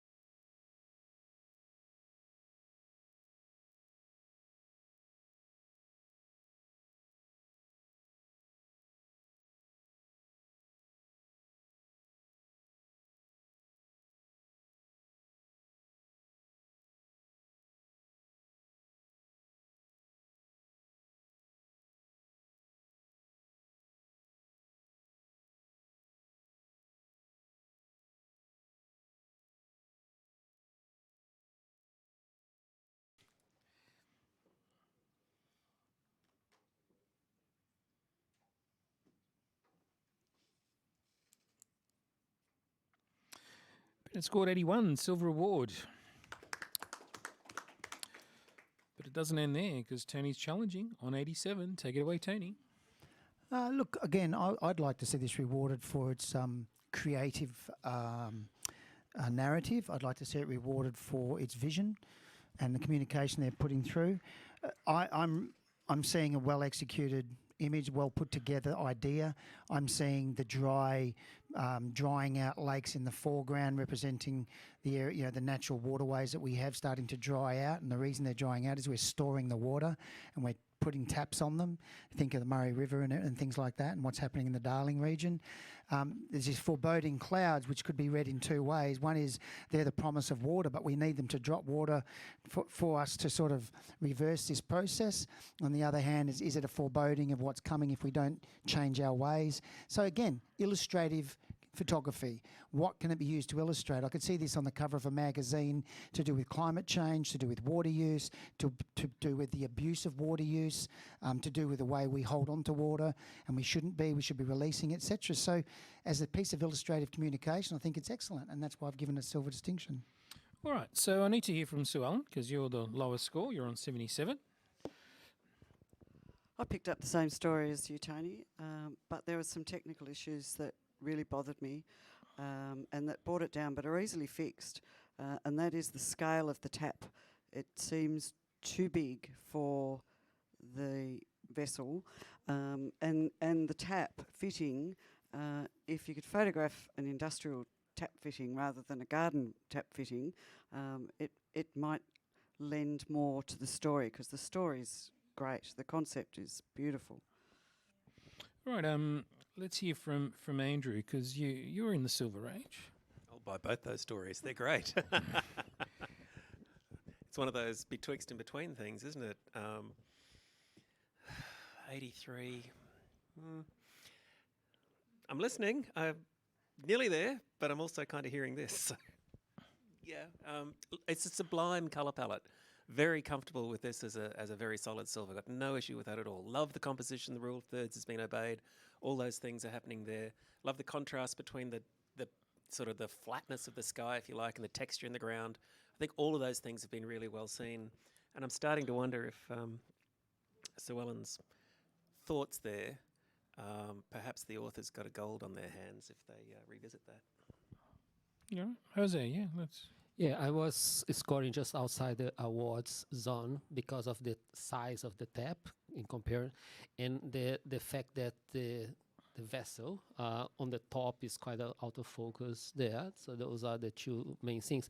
I were not drawn through the story about it, but now that I can see that story, the size of the tap makes sense. You know, so you grade, and even being not industrial makes sense as well, because that a lot of things is in our own power, in our own house type of thing, right? So that's the two aspects of. So I really going to move my things to some silver, yeah.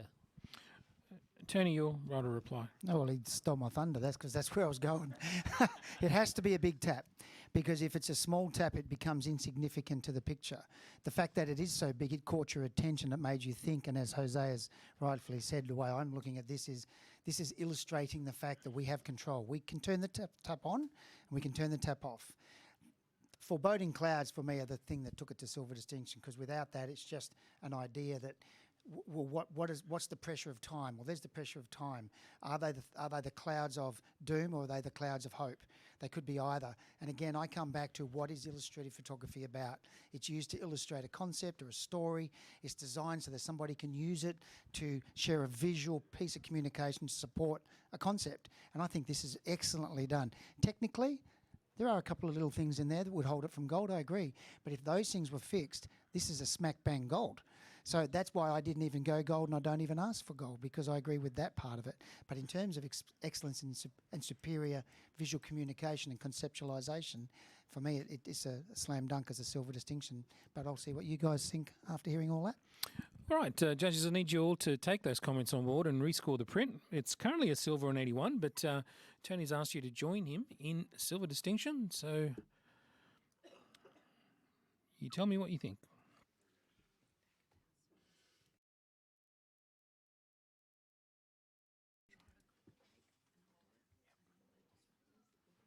Yeah, print now scores 85, silver distinction. Great work, judges. We're just toning on some lights because it's getting quite dark at the back, so we'll just see if it affects how you guys feel about that. Are you cool? You'll adjust? Yeah, that's good, Karen. We'll leave that. Fantastic. All right, we'll move on to the next print, please.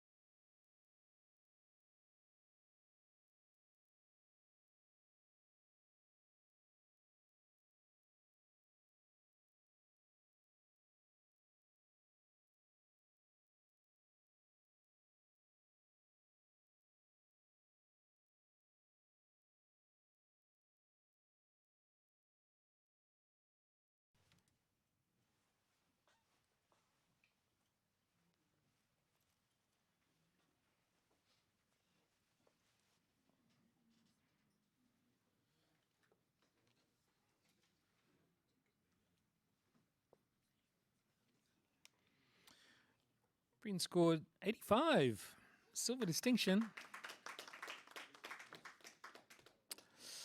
And I'll get just a quick comment. Yeah, absolutely. Let's hear from Andrew. Congratulations to the entrant. This is a strong piece. If you want to take it to APA, I wonder if I could just be bold enough to make a couple of suggestions to improve it around the feet. The feet don't seem convincing the way they're sitting on the block. It looks a bit cut and paste. The text would be really interesting if it was more three-dimensional, like it was a block of, with carved text coming through there, would give it more of a sculptural feel. and maybe a bit more punch in the print to give it more of a Caravaggio-esque lighting feeling would probably have us arguing about an even higher score. Excellent feedback there, Andrew. I'm sure the photographer will take that on board and see what they come up with. We'll have a judge change. Jose, thank you. Let's bring back Julie. Welcome back, Julie. Did you have a good rest?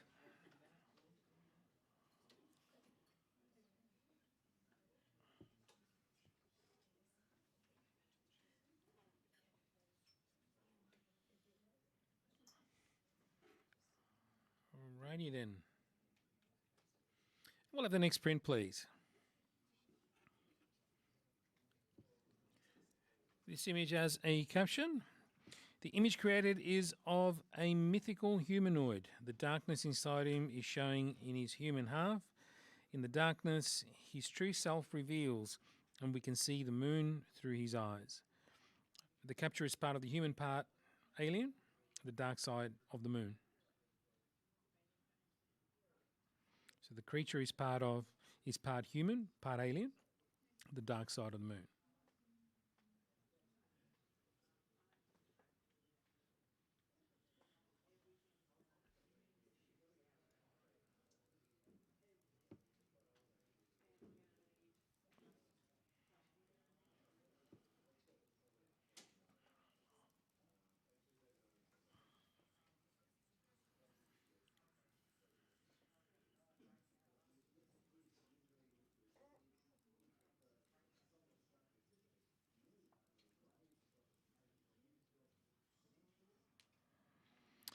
Print scores 79, and we're happy with that.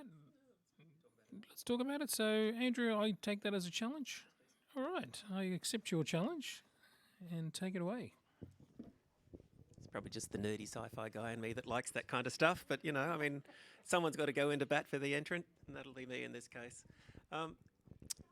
The impact of the tonality and colour palette is I think very harmonious and pleasing. The choice to just have the silhouette revealed slightly by a bit of background lighting on the left-hand side just works in this case. The texture is also I think appropriate given the title that we're looking at, and I think the crop also seems I don't know, kind of correct for a bold, almost futuristic movie type poster.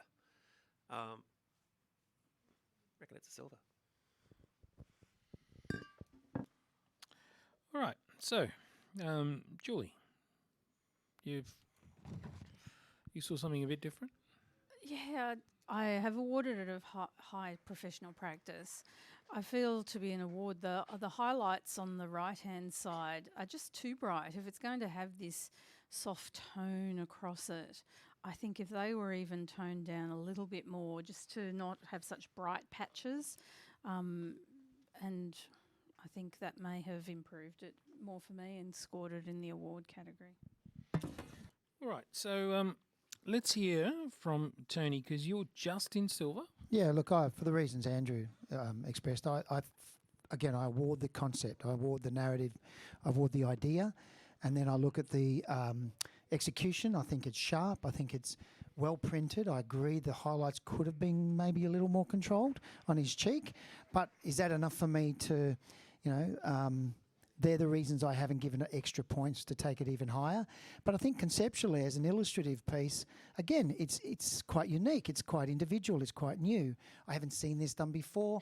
I like the idea of the moon in the dark eye. I like the dark eye on the other side, like human, the story that's coming through of this, the darkness that's in behind the human soul, and yet we look at this alien and perhaps that's where our salvation lies. I don't know. I mean, you can make stuff up about it. I like the little flecks of white, which at first I thought was just a big mistake. But then I realised that's kind of giving us a symbology of the heavens, the stars, that's where it comes from. So when you start adding all these together, strong composition, love the central nature of it, taking out the top of the head, taking out the bottom of the chin, becomes very much about what's going across through the eyes are the mirror to the soul, etc., etc. So when I put all of that together, it falls over into a silver for me quite comfortably. All right, so Andrew? Do you write a reply on this? Don't need much after that. No. Okay. Done all the Just work. to address the highlight issue for Julie, if it's an androgynous robotic type humanoid, then maybe it's more of a steely kind of feel that we're seeing there. That might be why you're seeing the specular highlights. And other than that, let's go robots, guys. Let's All right. Judges, I need you to rescore the print, taking all of those comments on board. Currently sits on 79, just outside the award range. But Andrew's asked you to bring it into that award range. And you've listened to him because it's now an 82 Silver Award. Great work. Let's have the next print, please.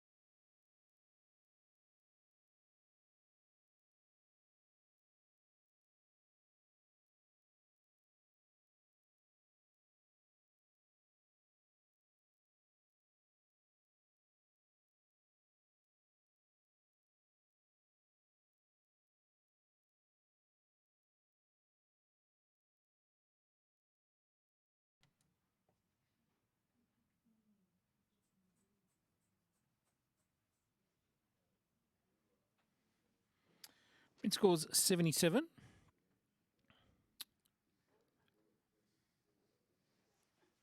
That is a challenge. Thank you, Julie. You're an 83. I'll accept that challenge. I mean, I gave it a solid silver. To me, it's not appealing. So, but yet it's been photographed. And then there's something mathematical about it. We've got 4s and 2s and 3s with the windows.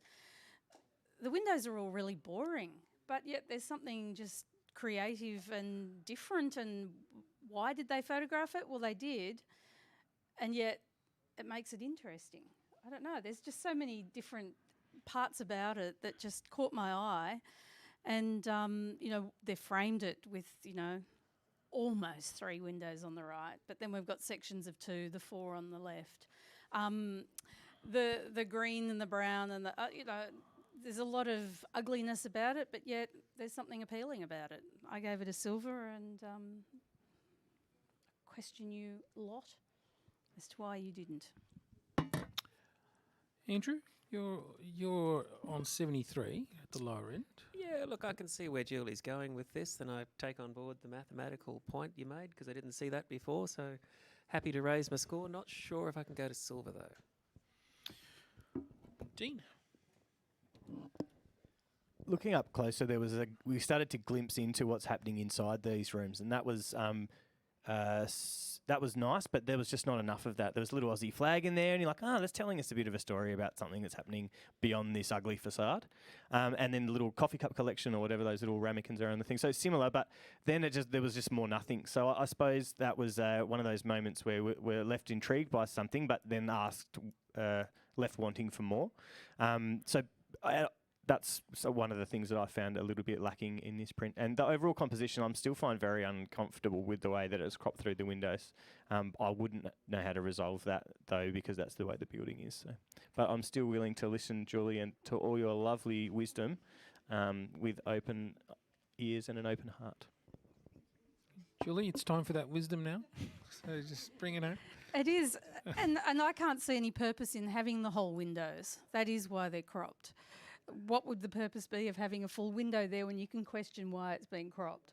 So it all goes back into the, seriously ugly building, but it's being photographed. It's got beautiful parallel lines. It has balance, and it has that mathematical side to it. Makes it interesting. All right. Thank you for those comments. Judges, can you please rescore the print? Taking into consideration all of those comments. and Julie's charm, of course. The print now scores 79, so a couple more points. Very good. We'll have a judge change. Andrew, it's time for you to say bye-bye. Mandarin, where you going? Time for you to come back.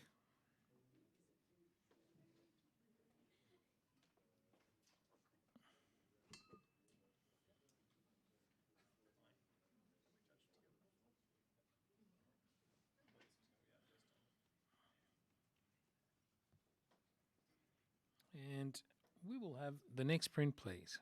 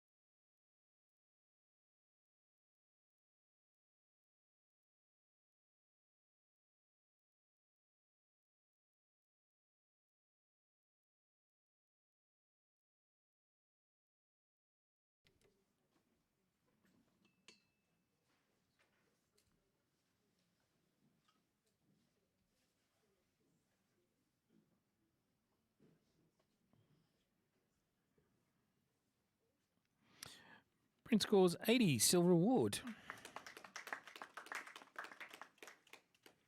And Tony, just a bit of feedback from you on this print.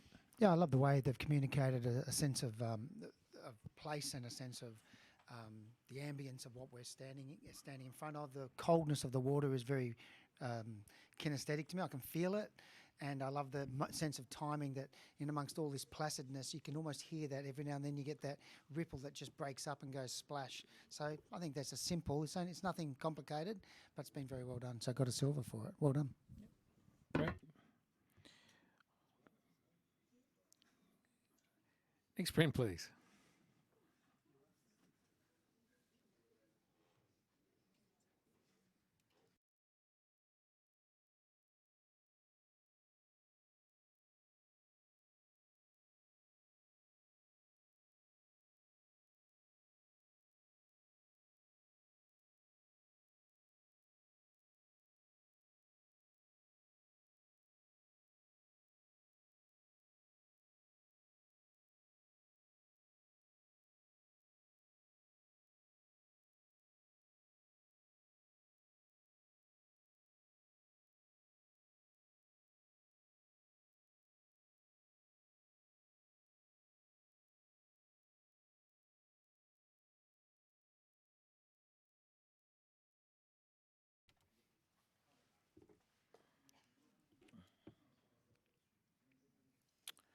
Thank you, judges.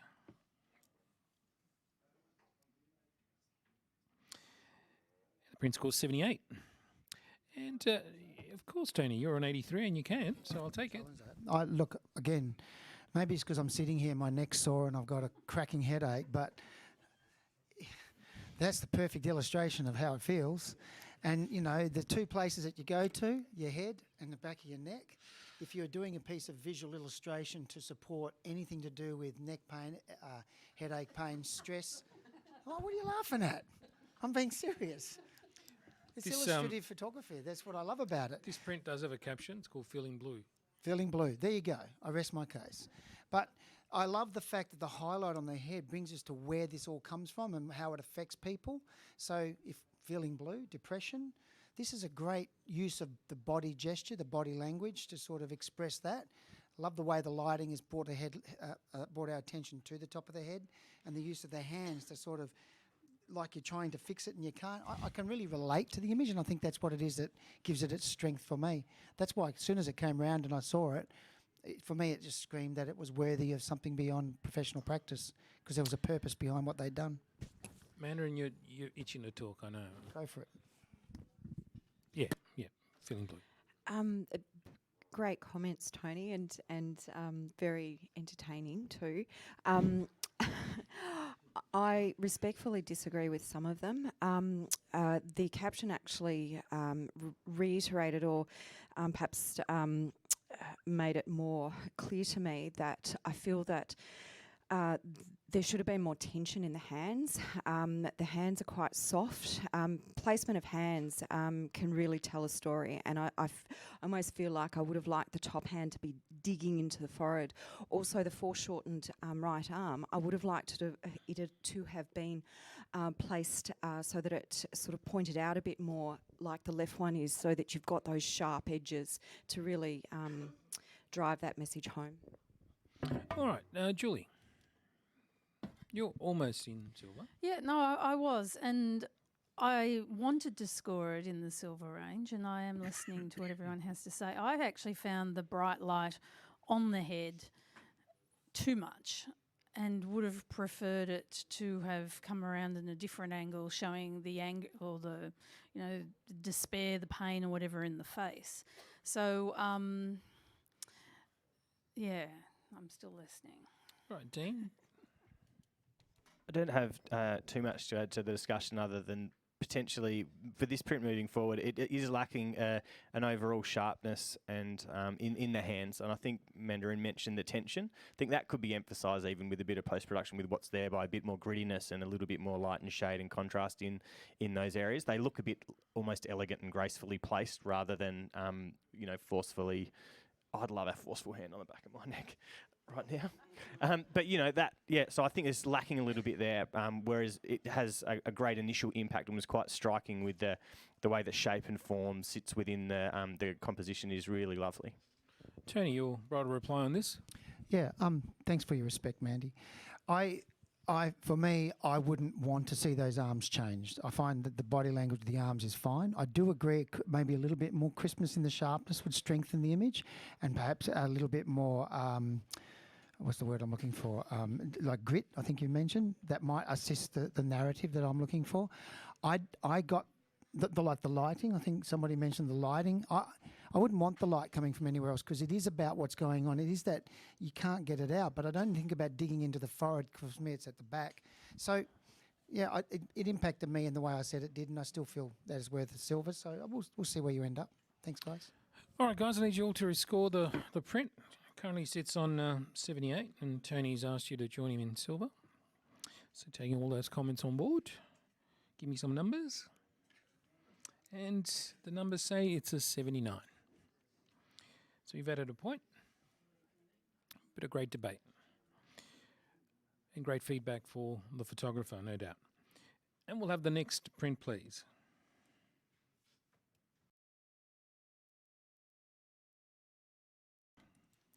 Wet plate collodion image, 8 exposures, cameraless technique, made in the darkroom, combining photogram and projected image into the one montage. So cameraless technique, made in the darkroom, combining photogram and projected images into the one montage.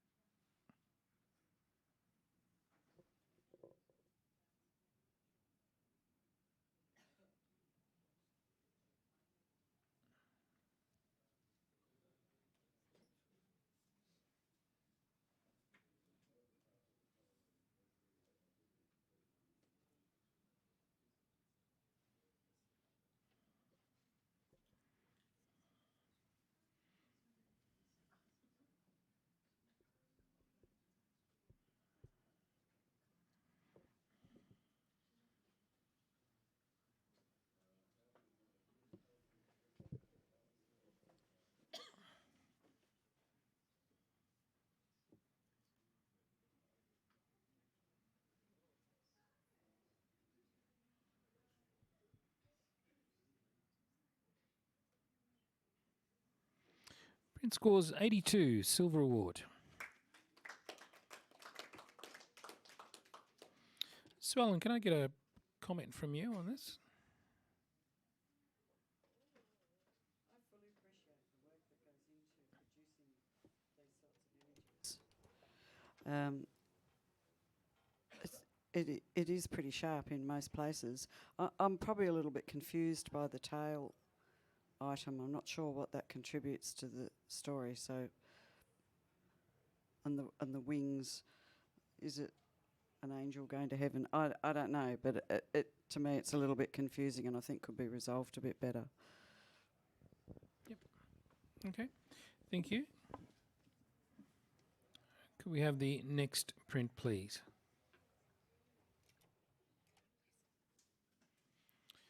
Yep, Mandarin, you can step off. Yep. Bruce, would you like to join us and step in for Mandarin?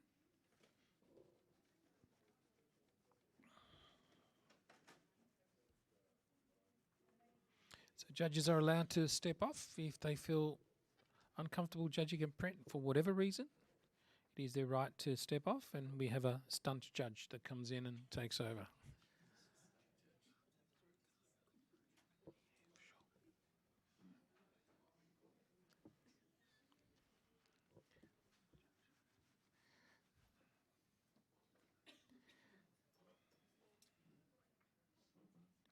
Thank you, judges.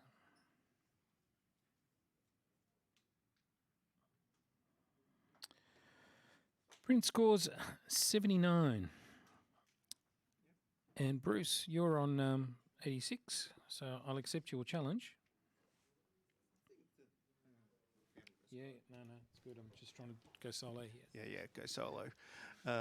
Thanks, Rocco. Nice. I think this is like finding this and seeing those patterns which they're not symmetrical, yet they feel symmetrical. There's a pattern in there, and it's nature, and it's communicating. And instead of giving us this blank focus of everything, we're just getting that one sharp bit to go, this is what it is. You can engage with the rest of it when you step back, but you can see that detail of what everything should be and will be if you were in that environment. I think as a bit of nature, and with all those fractal patterns in that, I think it's very well conceived. Just before you finish, there was a caption to this that's come through. Stellate, the radial symmetry and interlocking stellar quality of the succulent African milk barrel. Euphorbia horrida. Belie the extreme toxicity of its sap. Okay. If that helps. Not to me, but it does. It might for you guys, but well done on trying the pronunciation. I'll give you a pass on that one, Rocco. Thanks. Because I have no idea. But yeah, I think it's just an amazing look at something which we don't see very often, yet we see a lot in different ways in our photography through the awards. I think it's just an interesting way of presenting this, which, yeah, I like to see it come up a bit, at least the silver. Right, Dean, can you comment on this?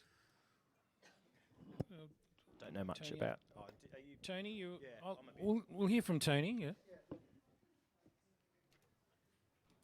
Yeah. I liked what you said, Bruce.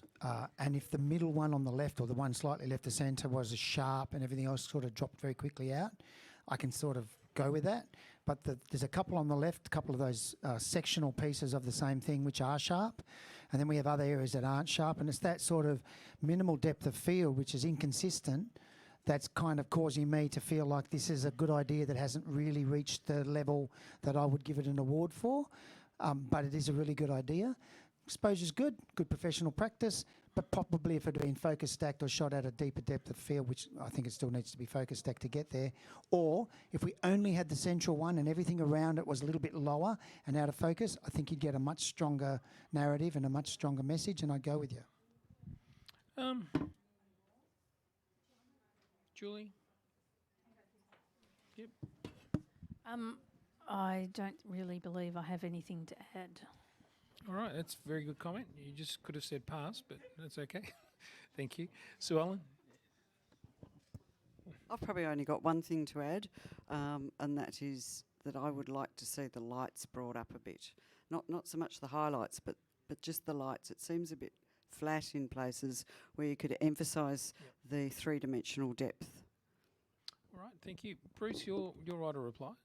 Oh, I can see where all you guys come in, and I agree with you with a lot of that. But I think just finding this concept and that is should be rewarded, even if it's just at the silver level. I think it's got the technique there, and I think it's got the great eye. But yeah, I feel that there's something here. All right, taking all those comments on board, judges, you need to rescore.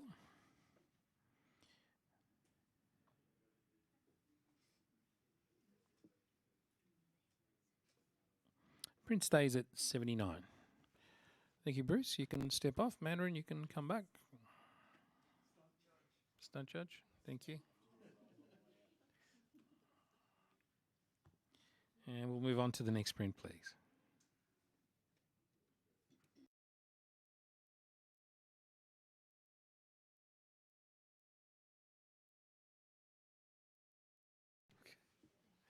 There's a caption.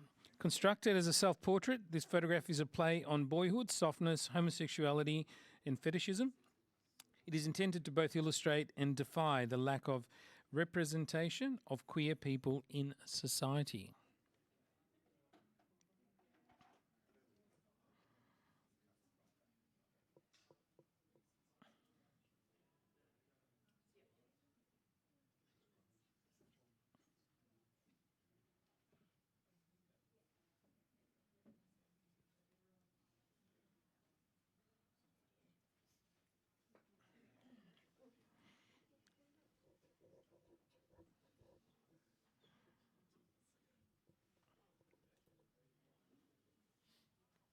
Print score is 77. But Mandarin, you're on 84 and you'd like to challenge? Yep, I'll accept your challenge. Take it away. So the first thing I saw when I looked at this image is that the fabric over the head is almost like a Picasso portrait. It looks like there's two eyelashes at different levels, so that the face is looking down. And when the caption was read out, it really felt like there was a deliberate intent in that. Whether there was or wasn't, I'm not sure, but it does look like that. The placement of the hands is almost like some of those beautiful pre-Raphaelite paintings, the soft colour palette, and also the little snippet of curtain open at the top. It's like the curtain's going to open and it will reveal more of the story of this individual. So I think it was masterfully created with a lot of intent in the symbology and the placement of things. So I believe it's worth a silver. All right, Tony, you're at the opposite end. You're at the lowest score on 72. But the word that came to my mind was fascinating with what you said. Like, I find it untidy in the background. I find that the gap, I can understand you can read into it, but for me, I look at it and it's like I would have preferred that to be tidied up. I find the lighting is rather harsh and flat, and I would have preferred to see the lighting controlled a little better, because as I get to the torso, the lower half of the torso, I've got this hard shadow, which is, okay, I can kind of wear that, but the light on the legs is very sort of even, and there's no modelling as such. I see the symbologies. I absolutely applaud the photographer for the concept and the narrative they're trying to express. But for me, it's a really, really good idea with a very, very powerful message, but an image that hasn't stepped up to the same level. And I'm awarding the photography, not the idea, unless the idea is executed through the photography. So that's why I've given it lower standard of professional practice, but with a massive applause for the idea and a huge word of encouragement to keep going, because if you take this idea and even with what you've got there and just work the image a bit better, a bit more modelling, a bit more finessing, I think this could be a powerful piece of imagery. All right, thank you, Tony. Julie, can I hear from you? You're on 76. Yeah, for both Mandarin's and Tony's comments, for me it was that harsh shadow. If it didn't have that harsh shadow, that lovely Joyce Tennyson softness and lighting of it could have really made it sing. And I don't mind that bit of curtain either. It can be that, it's something more to the story, but it is in the lighting. And as Tony said, work on it, because it is a really powerful story to tell. Right, Dean, if you've got something to say. Just quickly, just to echo the sentiments of Tony in terms of the importance of the story that's trying to come out here, and echo that encouragement. Please keep going. The Picasso thing is awesome. Once you see it, you can't unsee it. Yeah, that's amazing. So all of those, there's all these little elements that are making it uncomfortable. That uncomfortable little bit at the top, the uncomfortable crop with the curtain line through the bottom, the uncomfortable sleeve coming off. There's nothing comfortable about the life this person's living. So I'm going to choose to reread all those things and take them on board as a reflection of the journey that the person's going on. So I can be willing to come up, I think, for those reasons. I'm still confused by the item in the subject's hand.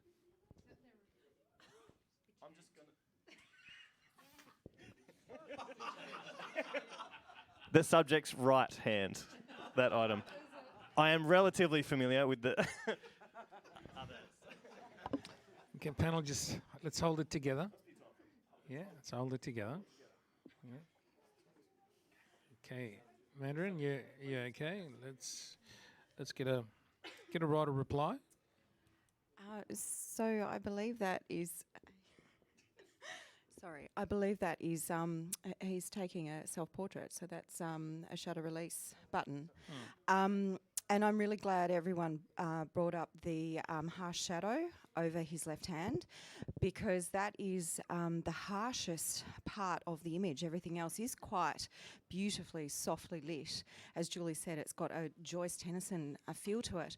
But that harsh shadow actually draws your attention to, I guess, the focus of what this image is about.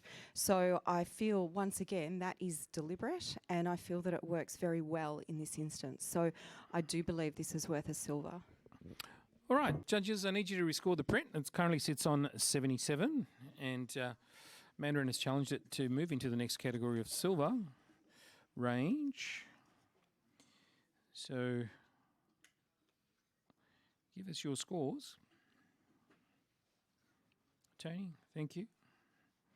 Print scores 82, silver award. And we're going to have a judge change, Tony. You can have a quick break, and we'll bring in our stunt judge, Bruce. Well, actually, it's main actor now. You've gone from stunt judge to main actor. Yeah. Thank you, Bruce, for joining us here.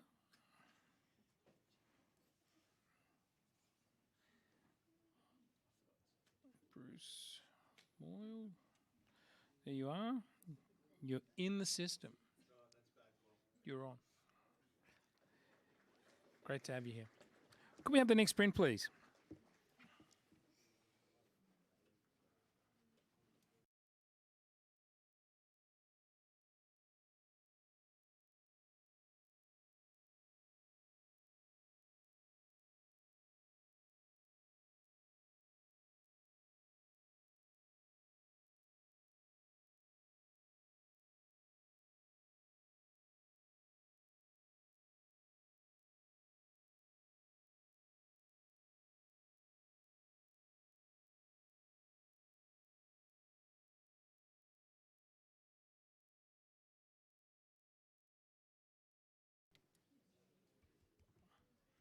Thank you, judges. Put your scores in.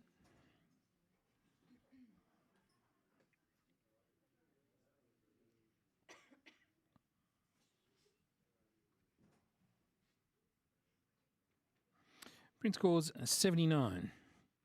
And I'll get a quick comment from Dean on this one. Well done. I think within the context of the illustrative category, where we've got creative freedom to add different elements, this capture feels like you've done so much hard work to give us something beautiful, but with the addition of another element, I wonder whether it could have been elevated quite comfortably into the award range. What that element is, that's up to you and your creativity. I really thought it did deserve a silver award. It's been in a technically difficult environment with so many shiny surfaces. You've done very well to retain a lot of detail through there. So well done. I don't have any constructive feedback for improving the actual print for APA. Okay. Anyone else want to provide something for the author? I think it would be very beneficial. Oh, did I? No, I did. I suppose. You did? Yeah. All right. Okay. Awesome. Thank you. We'll accept that score and we'll move on to the next print, please. Okay, it has a caption. Conditioned by motion, composed by memory, painted by what we've felt. So conditioned by motion, composed by memory, painted by what we've felt.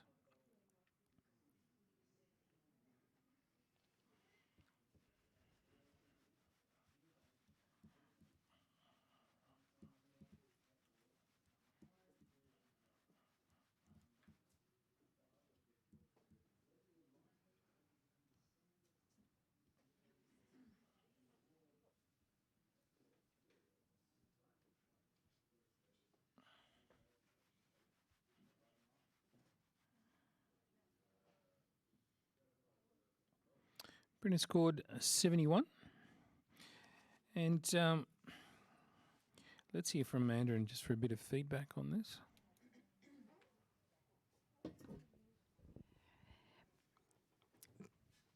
Beautiful sunset. What brought the image down for me a little bit is I think the horizon is slightly crooked, and also I'm not convinced by the treatment. Those heavily blocked shadows in the bottom and the overblown out sky at the top with that little twig in the middle. I'm not sure if I would have liked to have seen it photographed from a higher angle or a lower angle to either make that more obvious and more twigs within the sky area or not have them there at all. All right, thank you. Great comments, great feedback. And we'll have the next print, please.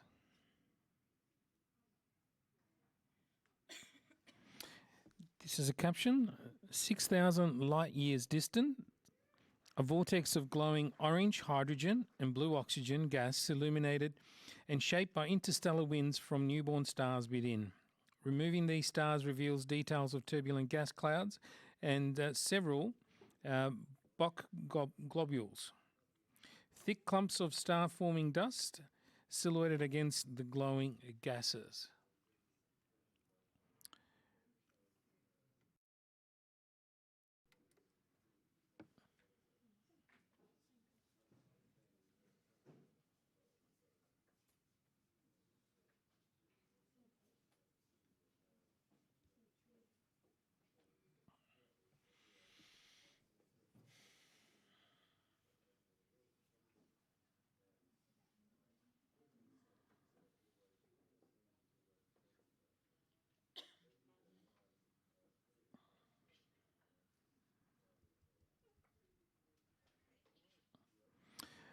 Print scores 87, silver distinction. Yes, I was just waiting for that. And Julie, you're on 91, so definitely we'd love to hear from you and take away the challenge. Yeah, look, I believe this is well deserved of a goal, and I'm totally intrigued how you can see other stories within this. To me, there's that worker down the bottom there fueling the fire. And the fire roaring up around him, and it's hard to believe he's 6 million light years away from us, and yet 6,000. Let's not get carried away. Let's not get carried away. 6,000. Sorry, 6,000 light years.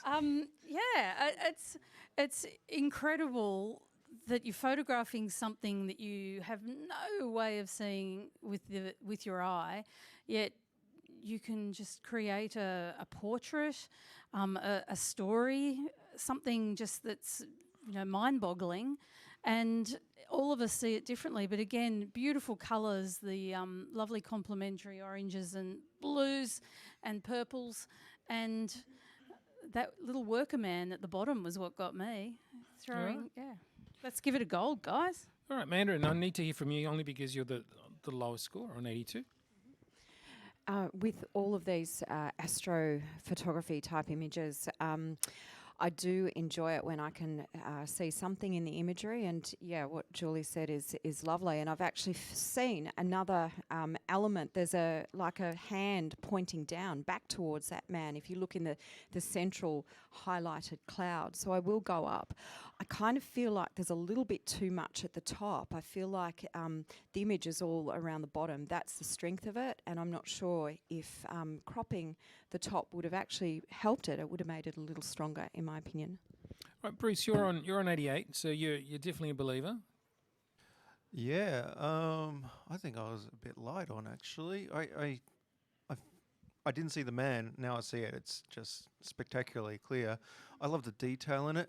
Those, when we see these sort of images, we're used to the swirliness of the clouds and that, and taking the stars out definitely makes that really apparent. But what got me is the little clumps of really sharp things, which I believe in the description were like material or something like that. I can't exactly remember what it was. And I think that is something unusual for me because I haven't seen this sort of work before, and I think that definitely will make me bring it up as well, including the man and the painterly feel and everything like that. I've got nothing more to add. It's great. Dean, do you want to add anything? Yeah, we are talking about gold, and I think I am talking about gold. Just to echo what Mandy said, I thought a crop would be helpful as well, and maybe to bring in the... so I'll just back up one step. I see a battle, right, between the fiery forces of evil and the cooling enemy of good and light, right? So I don't know whether it's... Well, that's just what I see. That's okay. It's illustrative. We can see whatever we like. That's right. So I love that battle. And there's a real tension through the middle where there's this explosion of activity, but it's not quite the middle. It's just a little bit below. So if it was potentially crop square, so that was right through the middle, and it was a real, what's the thing in a battle? When you're like in the front line? I think it's called the front line. A real like... that, you know, that moment, that place of impact where the two forces are joining together. That's what I'm feeling from it, and I'm absolutely loving that part of it. It's an exceptional image to have brought forth so much different storytelling things in something that's so beautiful to look at. Julie, do you want to bring it home? Yep. So I ripped it off with a low gold. So guys, you have to score it a really decent gold, if not gold with distinction, please. And I actually enjoy the height of it because it gives the smoke plumes somewhere to go and to keep rising. And those lumps in it are just like embers of a fire. So considering it is 6,000 million light 6,000 light years. Who Yeah. cares? It might as well be 6,000. millions, mightn't it? Just like away. 6,000 light years. I just think that that's an extraordinary thing to create a story out of something you can't see. And yeah, the height I think really works with it because fire rises up in this big vortex as he's throwing fuel on the fire. So guys, I am asking for you to score it at least a high gold, if not into gold with distinction, so we can get there, please. Thank you, Julie. Judges, I need you to rescore the print, taking on all of those comments from all of the judges. Currently it's on 87, but Julie wants more. She wants gold. She wants high gold. Let's see what we get. Print scores 93. It's a gold. Excellent work, judges. And that looks breathtaking from here. And I'm not a judge, but just visual impact. Wow, amazing. Okay, let's have the next print, please.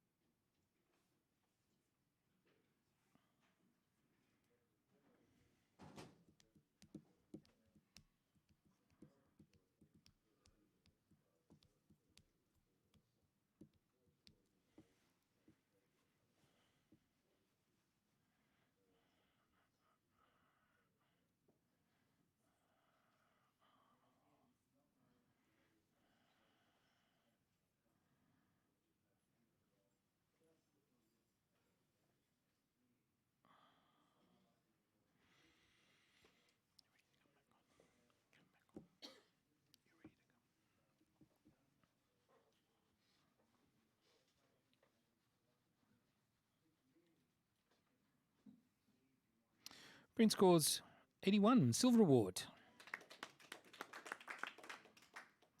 Dean, just bit of feedback from your perspective? Yeah.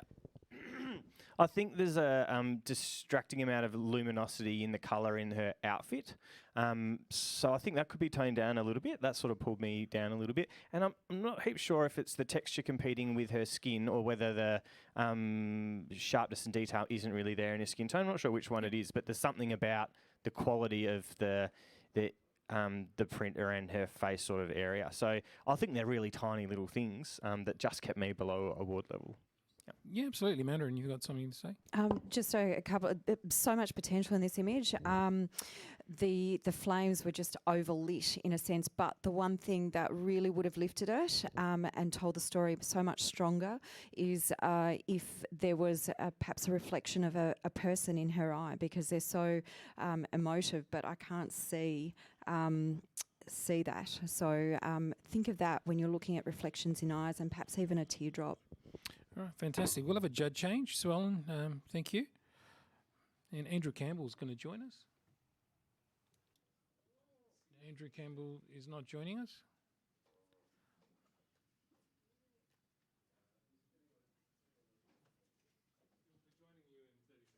Okay, which is nice to know. Thank you. Granted, yeah. Thank you, Andrew. Welcome. Yeah, no. Yeah, no. I totally get it. Good to have you back. He's back. All right, just do a quick judge change. And we got Andrew.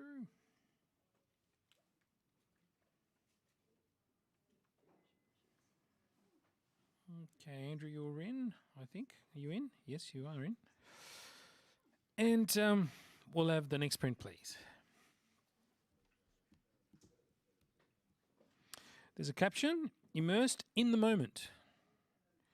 Immersed in the moment.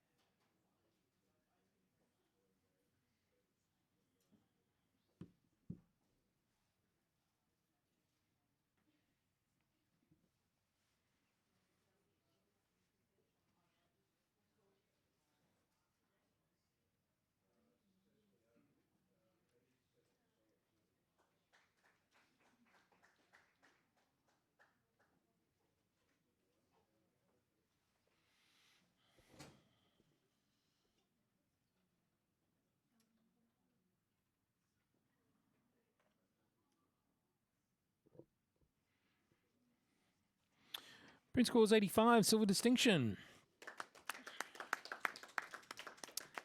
But wait, there's more, because we have Mandarin on 90, who is going to challenge. Take it away, Mandarin.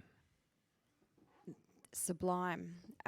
It turned around and it just hits you.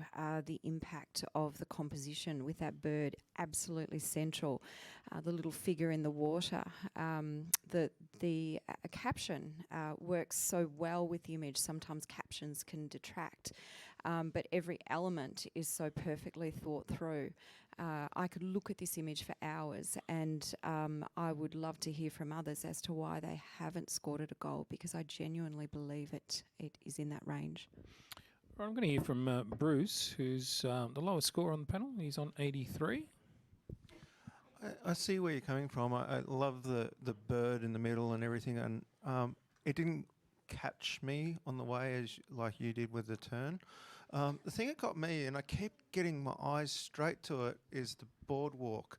And it feels, I don't know, but it just feels like it doesn't marry to the pebbles in the water and that. The second bit, and I just keep going to it. As much as I like the rest of it, and it took me a while to find the swimmer, my eyes just hit that boardwalk and I just don't move beyond it. Okay, Andrew. Sublime, I think, was the word we heard earlier, and it certainly suits. The colour palette is majestic, in fact. The framing and the composition is exquisite. I'm a little troubled by the lighthouse scale on the right-hand side. It seems really small. For some reason, it just seems out of proportion with everything else. But, you know, I guess I can live with that. Just need a little bit more convincing from Mandarin to get me up there a bit higher. All right, Julie, did you want to add anything?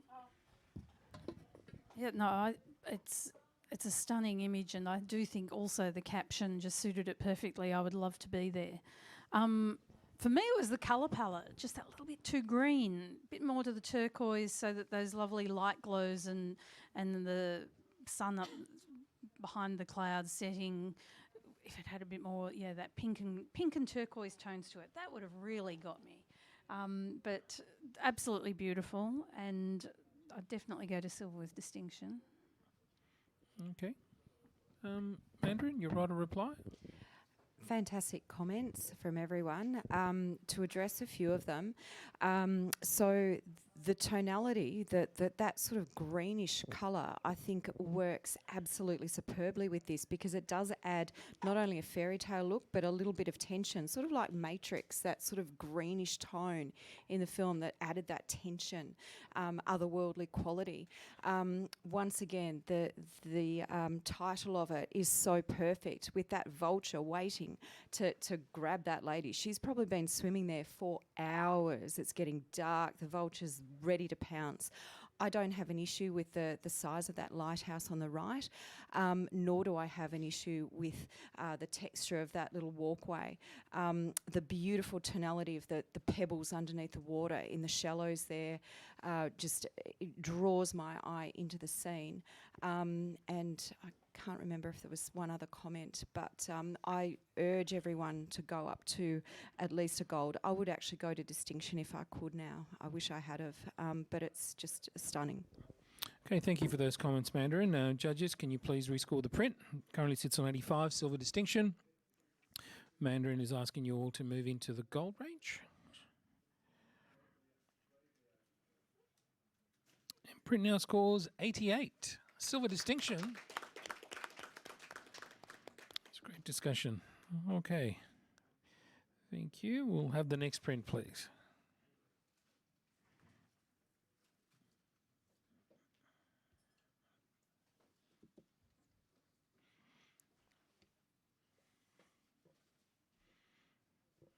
So, Tony, can you judge for Mandarin? You become our stunt judge for this one. Thank you.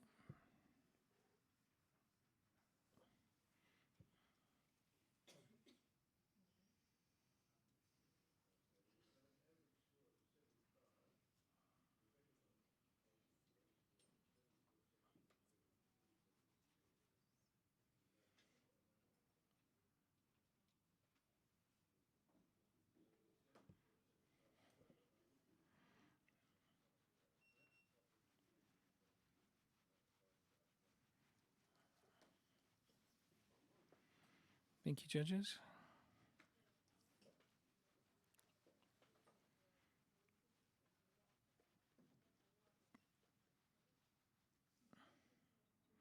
Print scores 84, silver award.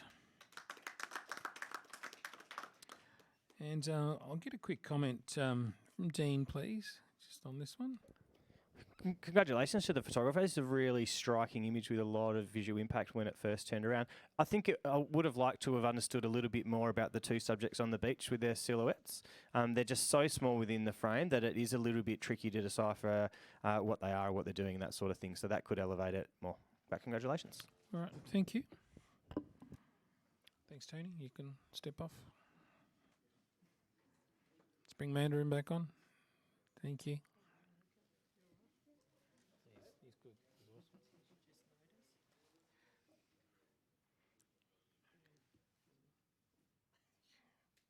Thanks. Have the next print, please.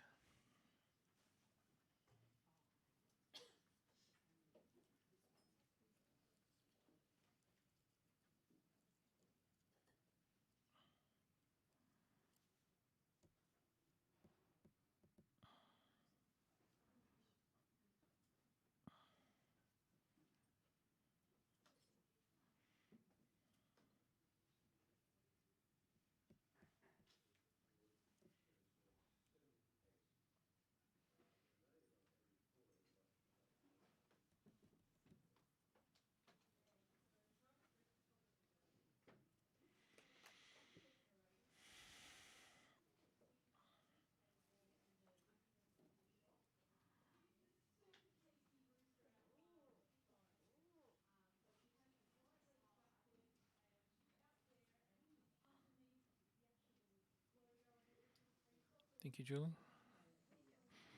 Print scores 80, silver award. Let's get a quick comment from Bruce, please. When it turned around, I wasn't sure what it was, and it took me a little while to find it when I got up there. I think it just needs a little bit more definition to bring out the elements you want to land on, because at the moment you sort of flit around without landing on any defining part. Okay, thank you. Let's have the next print, please.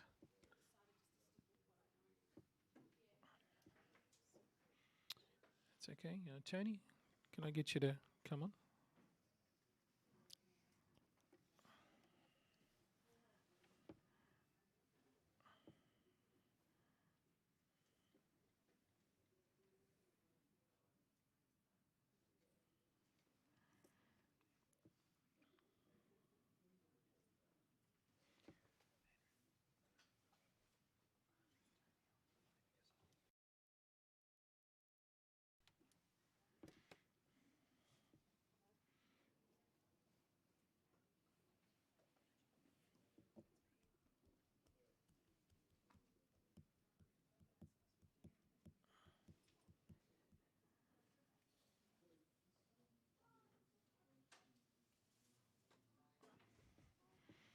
Thank you, judges.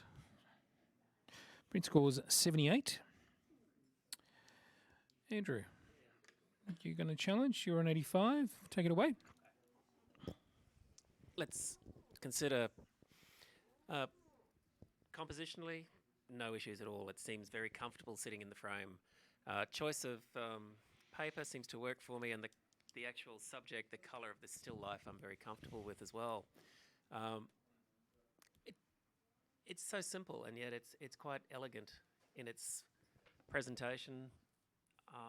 Reminds me of those sort of old master, still lifes that you see in the art galleries and so forth. Very comfortable with this. I'd like to see it as a silver. Okay, Bruce, you're the lowest score. You're on 72.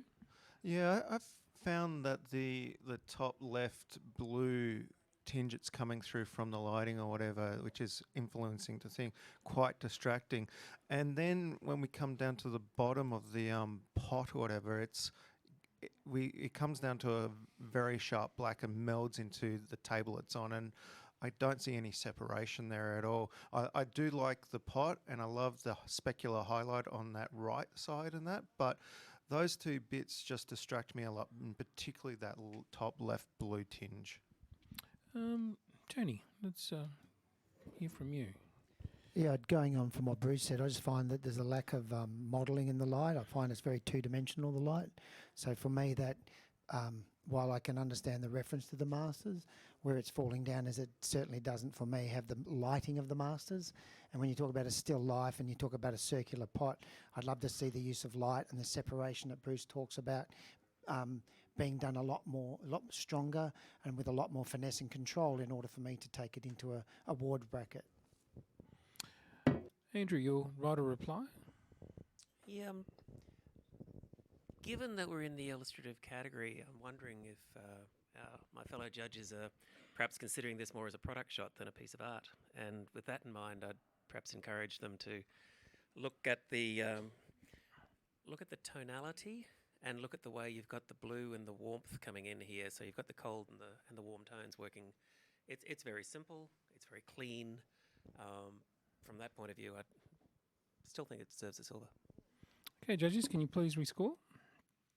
Currently sits on 78.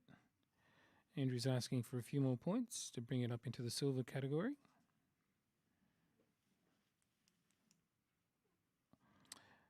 Print scores 79. Thank you, judges. We'll have the next print, please.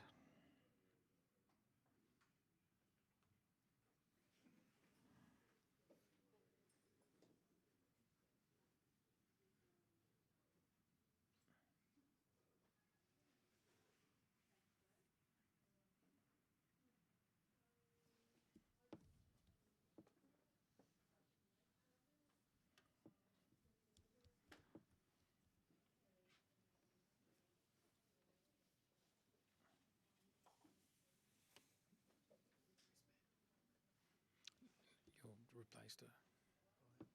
You're here now. Yeah. So you're on.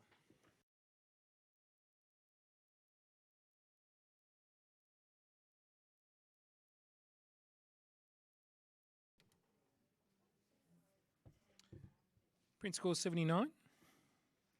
And Bruce, you're on 85 and you'll challenge. Yeah, I think this shot is well conceived. Like getting a lion looking dead straight down the camera would be a pretty scary experience, I'm thinking.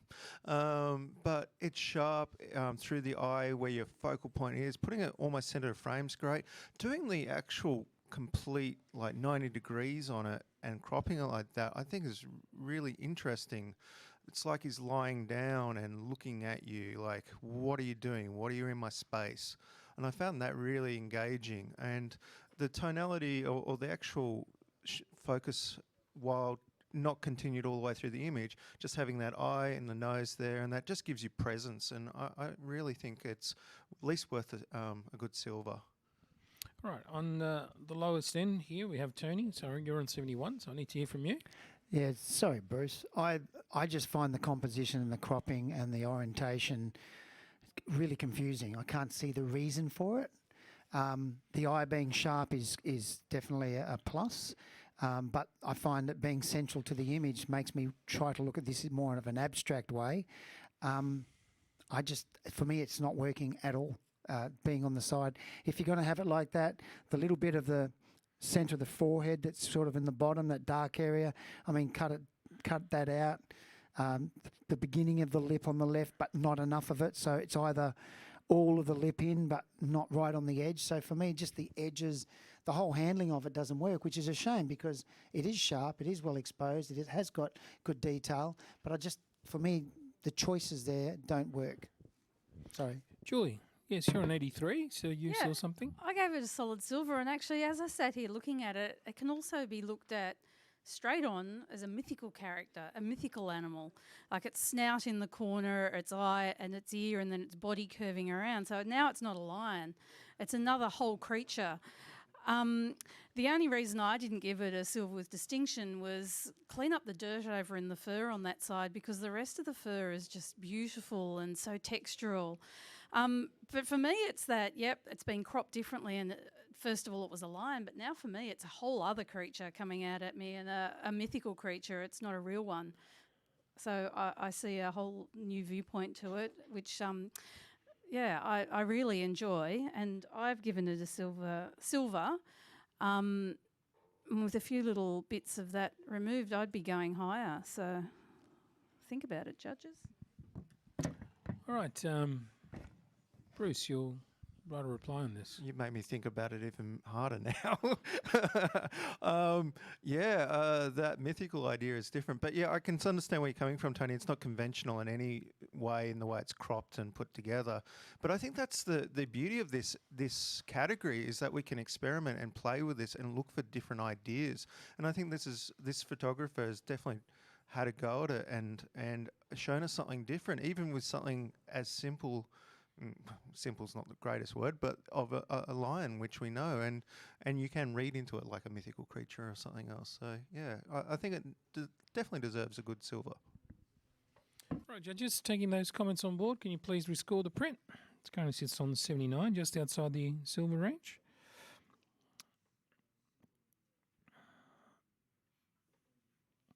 And print now scores 79, which is what it scored before.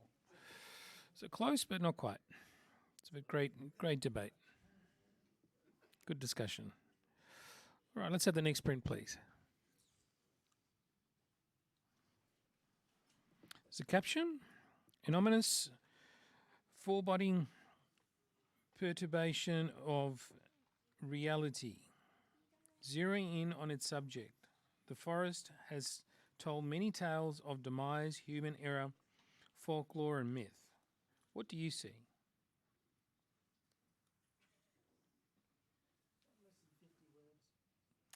Not sure. Do you want me to repeat it? An ominous, foreboding perturbation of reality, zeroing in on its subject. The forest has told many tales of demise, human error, folklore, and myth. What do you see?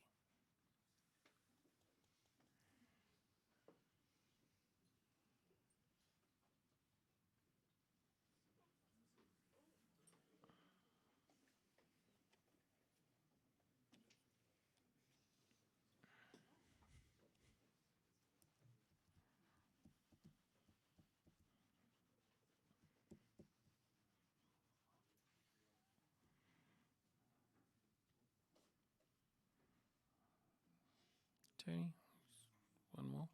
Yeah. Print scores 71. And I'll just get a. Okay. And I know I didn't give it a silver, but I think 71's too low. So I'd like to challenge it. You're on 78. I'll take your challenge. Okay. So given a category where you're allowed to, if you choose, give us a descriptive set of prose, and I'm glad you read it twice, because in listening to that, I really tried hard to see what they were trying to do here. I think when I look at the textual quality of what they've done, and this to me does start to represent that fear side of walking in the dark, walking into the bush, which most people can relate to. I think, how do you illustrate, if someone said, what does it feel like, what's the fear feel like to go wandering in the bush at night, into those dark areas where there's shadow and you don't know what's down there, etc. And as a piece of illustrative art, I look at that and I go, yeah, okay, I'm not going to give you an award for this, but geez, that's really well done and close to it. It's sharp, it's nicely composed. I've got the nice little lighter bits on the left and the right, but there's this sort of channel that goes down the middle. And I'm not asking us to give it an award, which is the first time I think ever that I've challenged something to do that. But I just feel like the message of 71 for me is too low. I think we're saying that, you know, you've given us this statement of intent and we're telling you that you pretty much got nowhere near it, and whereas I feel like they got bloody close to it. And I'd like us to perhaps just take a moment to reward that. All right, so let's see now. The lowest we'll go to Bruce. Bruce, talk to me. Hi, Rocco. Hello. I just couldn't make heads or tails of it. And I see where you're coming from, Tony. And originally when the statement was read out, I was just like bamboozled by it. I couldn't even connect that to the image. I see what you mean, though. I can understand trying to reward the photographer to experiment and play more, and definitely if that's the brief they've created for themselves or the caption, it definitely does that. I just want to, if it is that walking through the forest idea you're talking about at night and it's scare and stuff, I don't even see that trail. So, I'm interested. Just give me a little bit more. Dean, do you want to just give me something, comment? I thought the caption was well written and was strong, and I didn't see the link between the caption and the print. I suppose that's what left me curious. The caption rather talked about human elements and the something about that. That says that foreboding, I think. Which I can see if I spend some time and look really hard, but it didn't. The print didn't say that for me straight away at all. And I think what, to echo what Bruce was saying, a more clear path would help as go on that journey through the middle. I just didn't see that. So I can come up into the professional practice range because I was sitting just outside of that. But I think we've probably been able to give a lot of value to the photographer through this discussion, so that's great. Fantastic. Great. Tony, you're right. Yeah, look, I don't want to take any more time than we have. I just felt that I could see a really strong effort, and I felt that 71 was the wrong message to this particular photographer. So you guys are all visually literate and you're wise, so I'm sure we'll send the right message. And thanks for the discussion. Okay, guys, I need you to rescore. Print's on 71 at the moment.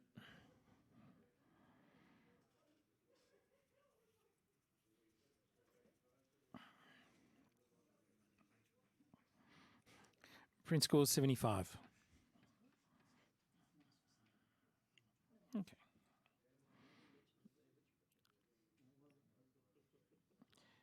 Could we have the next print, please?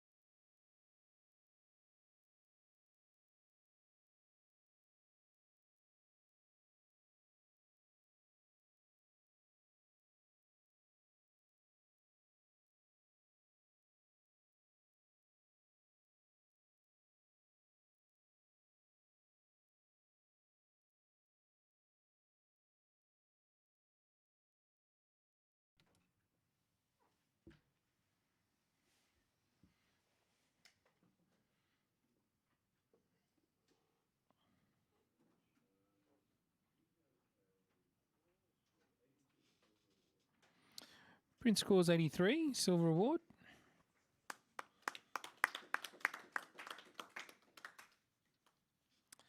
And I'll just get a quick comment from Bruce on this one. I love the idea. The thing that's come through with all the butterfly textures and that, and the matting and that is really exceptional. I think that's really well handled. I think the thing that got me is that the green leaf or the green foliage or whatever doesn't mesh as well as I thought it was. So the idea is just not sitting right for me. Yeah. So maybe just revisit that, but definitely play with this more. This is a great concept moving forward. All right, thank you. Can we have the next print, please?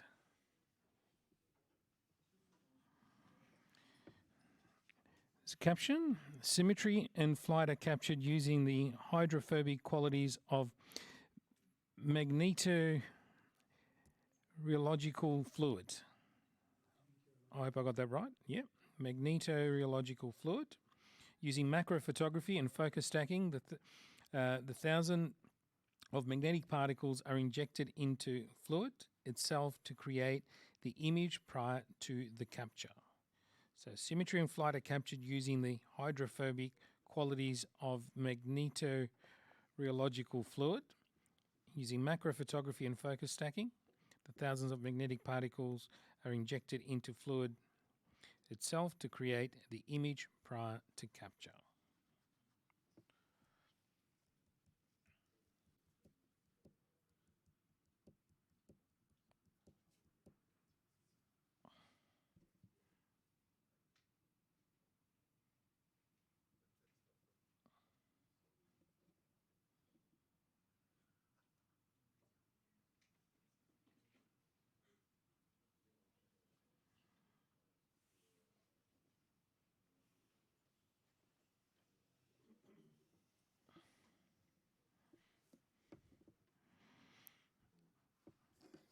We're judging the Illustrative category, sponsored by Panasonic. And a big hello to everyone on the live stream. Print scores 88, silver distinction. But Julie wants more because she's given it 93, so we want to hear from you, Julie. Challenge away. Yeah, like, wow, I had no idea what you read out. There's I two have of us. no idea what that means. But we've got this thing that looks a little bit like the centre of a flower. It's a flower, but it's created with liquid and particles and whatever it was you said. It's got like an Aboriginal dot painting created by it. It's also standing by head, looks a little like Lego. It's got so many different aspects to it that just make it intriguing, but it's just an incredible image.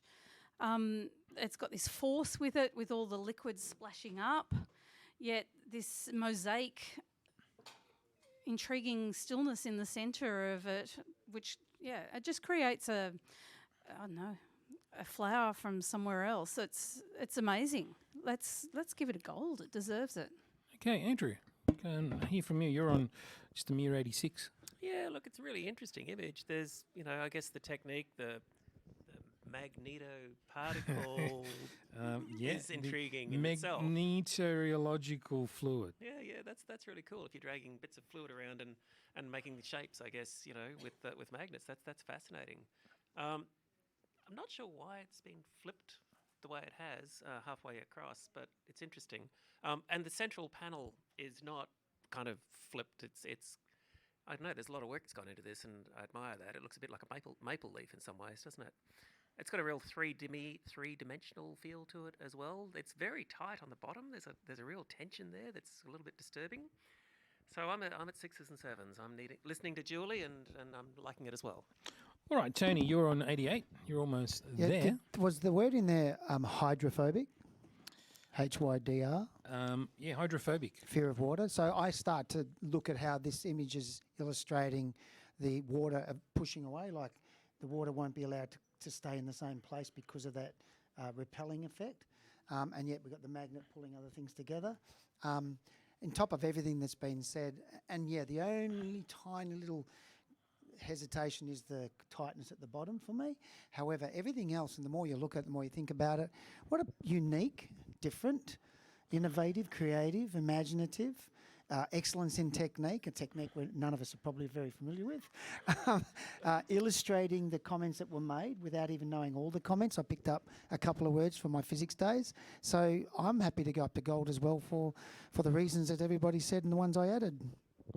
All right, so let's hear from Bruce. Do you want to add anything to that before I hand it back to Julie? No, I just think I was a bit too low. Thanks, everybody. You convinced me to definitely come up. And wow, that middle bit is just great. All right, no, well, Julie, then I'll give it back to you. Write a reply. Again, I ask you to give me a really good gold, okay, to get there. I scored at 93. We're currently on 88, so we need a decent gold to get it there, and this thoroughly deserves it. It's like toffee and lollies. It's like what he said. It's also macroscopically photographed, wasn't it? Yeah. So it's just the intrigue in it is beyond... Macro photography Yeah. is the word. Yeah. It's just, there's like tiny little fragments up there. So the magnet has just picked up then these even more microscopic particles that are sticking up out of it. Look, extraordinary. Let's go for decent gold, guys. Decent. Talking decent. Okay, Julie, I think, what are you trying to say? Let's rescore the image, judges. Julie wants a decent gold. It's currently just outside of that on 88, but not for long because the print now scores 93. Gold award. And obviously someone was very happy around here. There's a lot of screaming, which is great. It's always good when we hear that screaming of joy, so it's great. Fantastic. Congratulations. And we'll move on to the next print, please.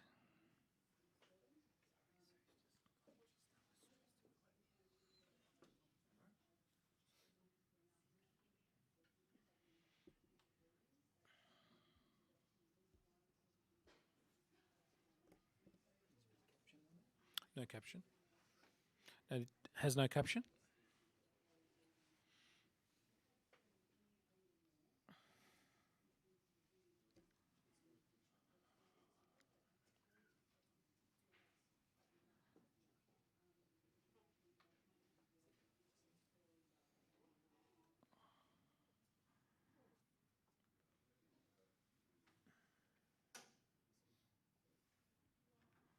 Print scored 75. And Dean, just a quick comment from you. Some feedback, please. Well, this is a unique to me anyway concept. I feel like my eyes wandering around and doesn't know where to rest. We do have a focal point in terms of focus smack bang in the middle with the two close snails, but they're intersecting with a hand and then their eyes being led over where the hand's going, snails half cropped through the top, and things like that are a bit distracting. Eye doesn't know where to rest. So perhaps revisit this this idea and come back with something a little more polished next time. Right, thank you. Next print, please. So caption created for the organisation RDA, Riders with Disabilities Australia. Absolutely. Mandarin, do you want to jump back on? So Bruce is stepping off. Mandarin steps in. So created for the organisation RDA, Riders with Disabilities Australia, is the caption.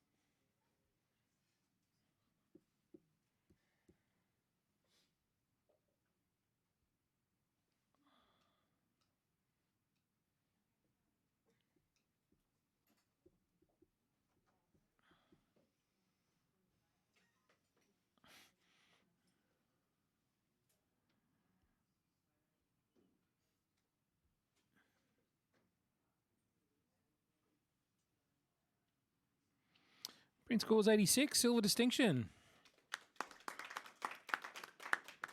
And Tony, just a quick comment, please, just some feedback.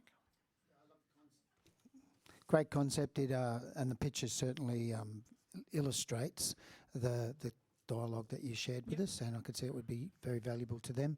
I enjoy the clarity and the use of colour, particularly on the right. There's a couple of parts that I think could have been done a bit stronger. There's a little bit of muddiness in the blacks, and in the sky. I'm not sure how that is relevant to the narrative, and it just kind of bothers me a little bit and pulls me down. And also the lady on the other side of the horse in the right-hand side, just her placement just looks a little bit like the head's floating just a bit too much. But look, it's worthy of a silver distinction, absolutely. All right, thank you. Great feedback for the photographer there. And we'll move on to the next print. As a caption, ethereal to your memory, I am vague to you a fleeting thought. Ethereal to your memory, I am vague to you a fleeting thought.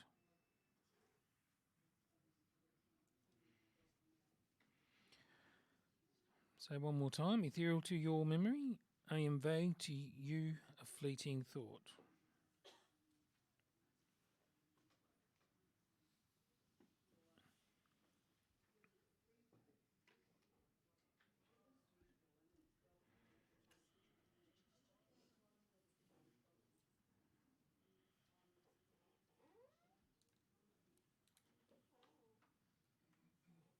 Print scores 72.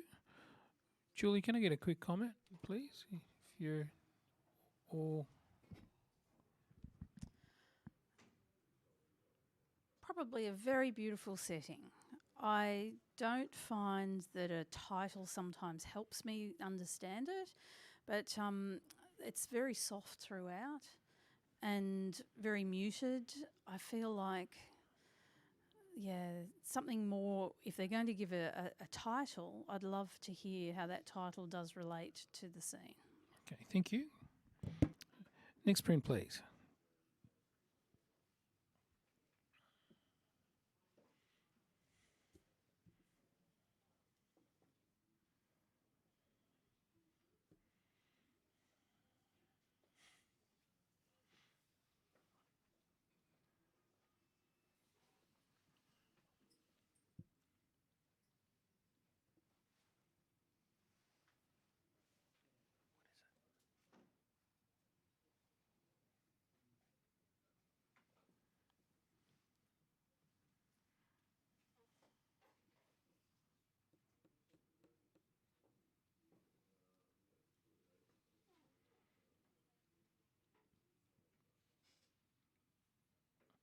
Print score 78. And I'll get just a quick comment from Bruce there. It's because I'm holding my face. I think it's captured well, like tonality-wise. There you can see the bit of snow or whatever on the ground, and you can just see it in the print, and the white of the rest of the bird is there. But the silhouette of it is really hard to tell what you're looking at. You do need to come on and really look for what it is. And I think that just doesn't help us engage enough. All right, thank you. Can we have the next print, please? Caption is Elizabeth Street, Melbourne. Elizabeth Street, Melbourne.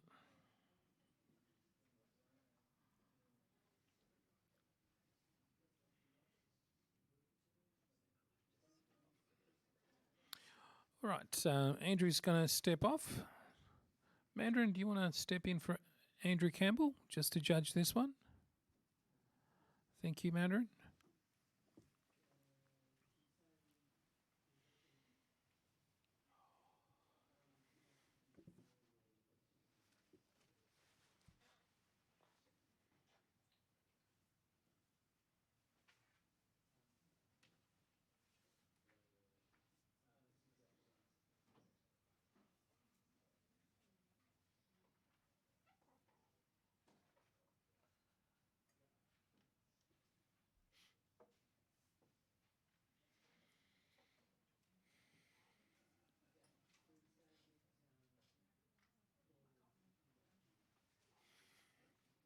Print scores 76.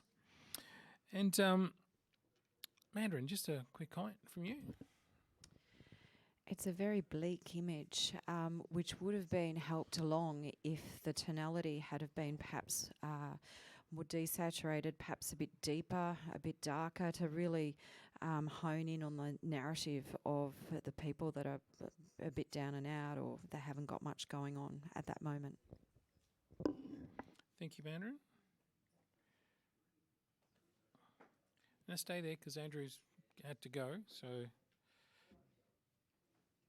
just logging you in, so you're officially no longer the stunt judge, you're the real judge. All right, so yeah, can we have the next print, please?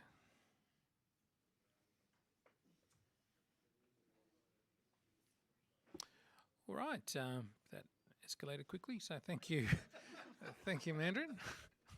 So, Jose, come on. So, Jose will replace Mandarin, who was replacing Andrew. So, as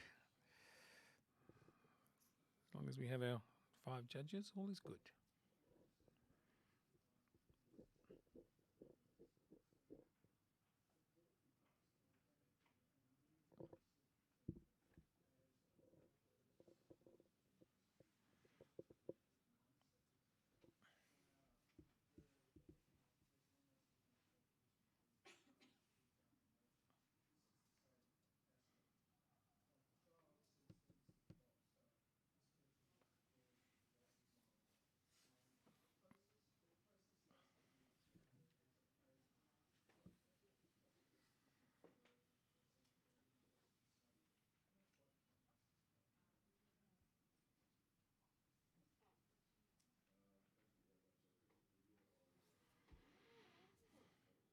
Print scores 84, silver award.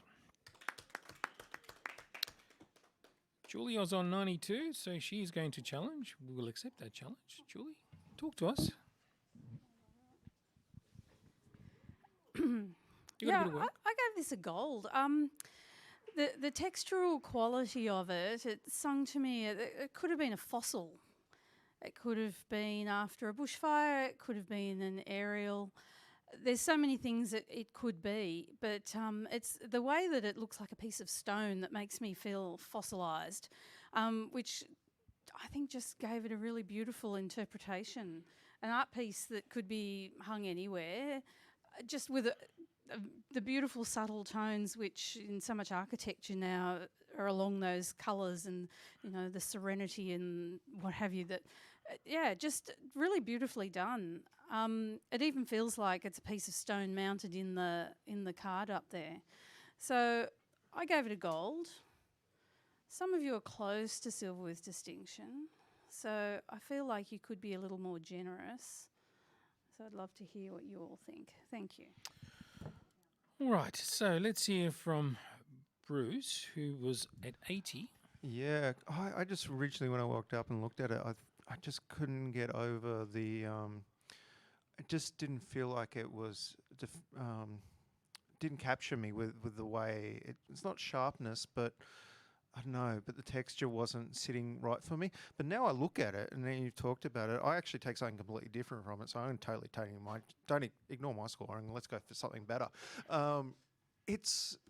I can see the rock and I can see the formations, but the actual the thing to me is like they're fossilized trees standing in a plain. Like I'm really enjoying that now that I've seen it, and it just took that extra minute of you talking to see it. So, thank you. Right, Tony, you're right on the average on 84.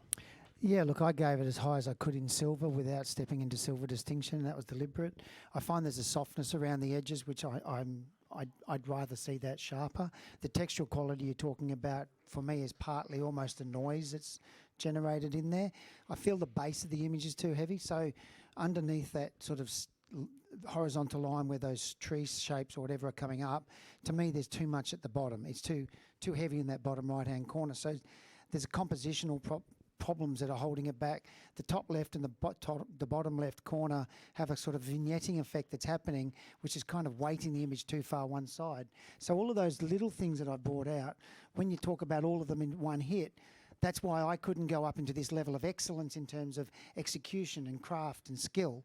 I could see the image that you saw, I see the abstract and I see the concept, and they're very good and strong, and I gave it 84. The other reasons are the reasons I couldn't go any higher. All right, thank you. Yes, Jose. Just adding to, I agree completely with what you said. One thing that I suggest the photographer is to remove those dots that are there. I mean, they don't belong there at all. I mean, it looks like dirty there. It's not the texture, and probably increasing the mid-tone contrast would get that rest of the texture. Okay, thank you. Julie, you'll write a reply on all of this. Well, I've never seen a piece of sedimentary rock that doesn't come with various colour grades through it, that, you know, can't be perfect. It's created in nature and it has so much of that sandstony type of appeal to it. Even underneath the tree line, there's tiny little like lines through it, like, you know, where worms have wiggled through or something. Just to me, very much has that feeling of, you know, a piece of rock that's been found and has these lovely remnants of past in it. Yeah, I find it intriguing in that way. So the vignettes and things do not worry me because, you know, if you've got a sedimentary rock, you'll have darker shades, lighter shades, and what have you. And I think it's produced as a piece of a rock, and to me, that fossilised look spells out a gold. Okay, thank you, Julie. Judges, can you please rescore the print? Taking all those comments on board. It's currently on 84, just outside silver distinction. Julie's asked for a little bit more.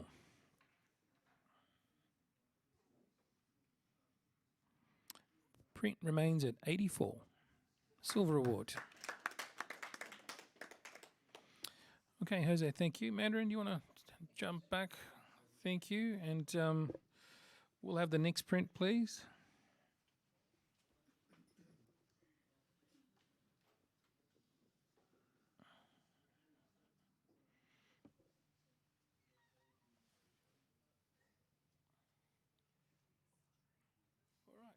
Thank you, Mandarin. Andrew, can you come back on?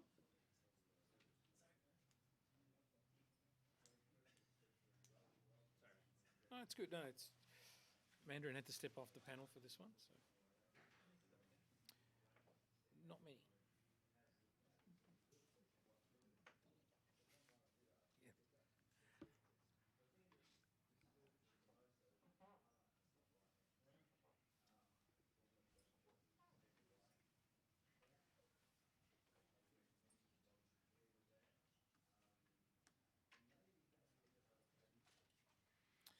Thank you, judges, for your scores. Print scores 81, silver award. And I'll get just a quick comment from Bruce. Part of this print is very well printed. The right-hand side of that top feather is exquisite. The left-hand side, I think, because the focus is slightly soft in that, just doesn't match it. And I think if you can just refine those little bits through it so you get that tack sharpness, I think you're going to get something really amazing out of this. All right, fantastic. Thank you for that. And we'll have the next print, please.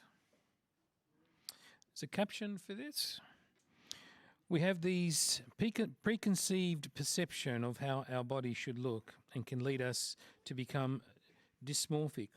Looking at the human form and challenging the traditional course of growth, pushing the dysformia in a way that is not bound by our preconceptions and traditional views linked to human growth.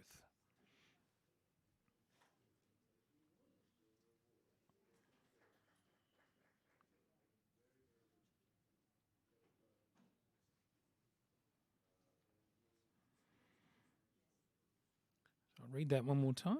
We have these preconceived perception of how our body should look and can lead us to become dysmorphic.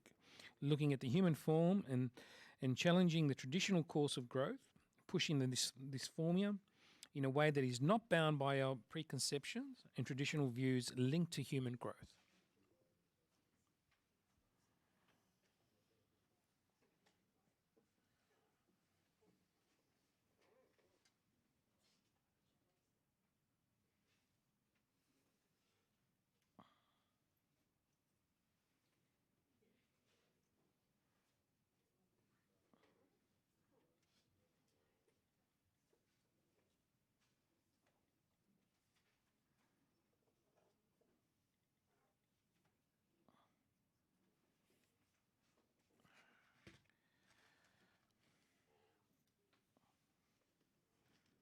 Print scores 77. Tony, just a just a quick comment from you. No, Dean can go. Yeah, sorry, I didn't know you had a nut in your mouth or a banana, whatever it was. Apologies. I think this is a fascinating and very powerful subject matter to explore. So please keep going and use this score of professional practice as encouragement to take you forward. I think just photographically, there's a lot you could have done with lighting and posing and things like that, just to emphasise the subject matter a little bit more. I think it's a bit flat and boring, and there's a lot of just whiteness there. But a fascinating subject matter. And yeah, carry on with this. It's got a lot of potential. Fantastic, thank you. Can we just have a blank screen, please? Thank you.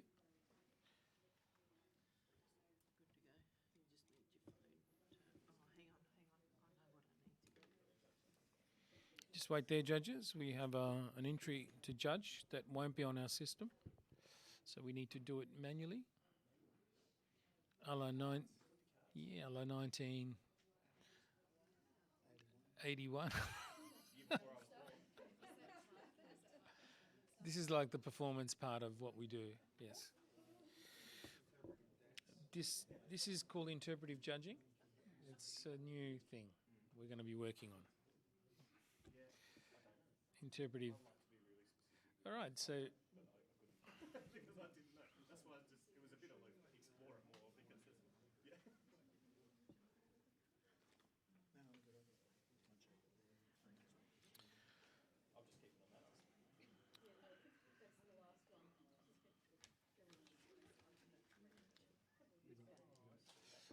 all right, so can we have the print, please? Can we show the print? It's illustrative, still an illustrative print. So we're just waiting for the print to arrive. It's on its way. It's in a cab from the other side of the building. And there's no caption for this, too?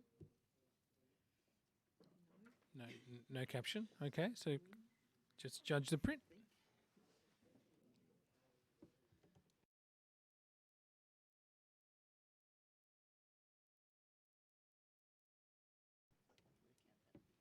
The average.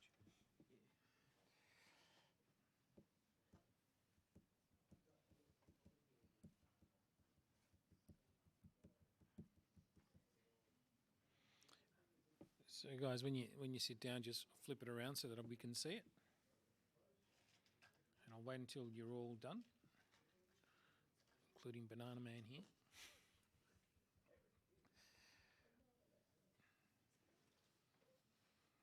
Okay, just show me what you got. Okay.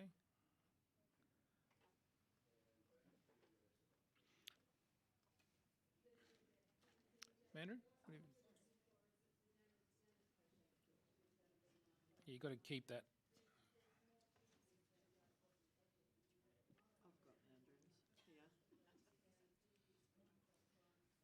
The last one?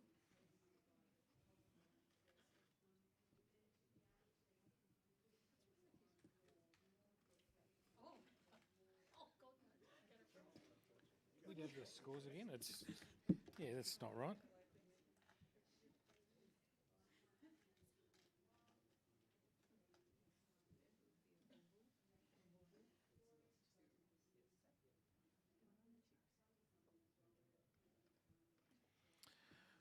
Print scores 74. And can I just have a comment from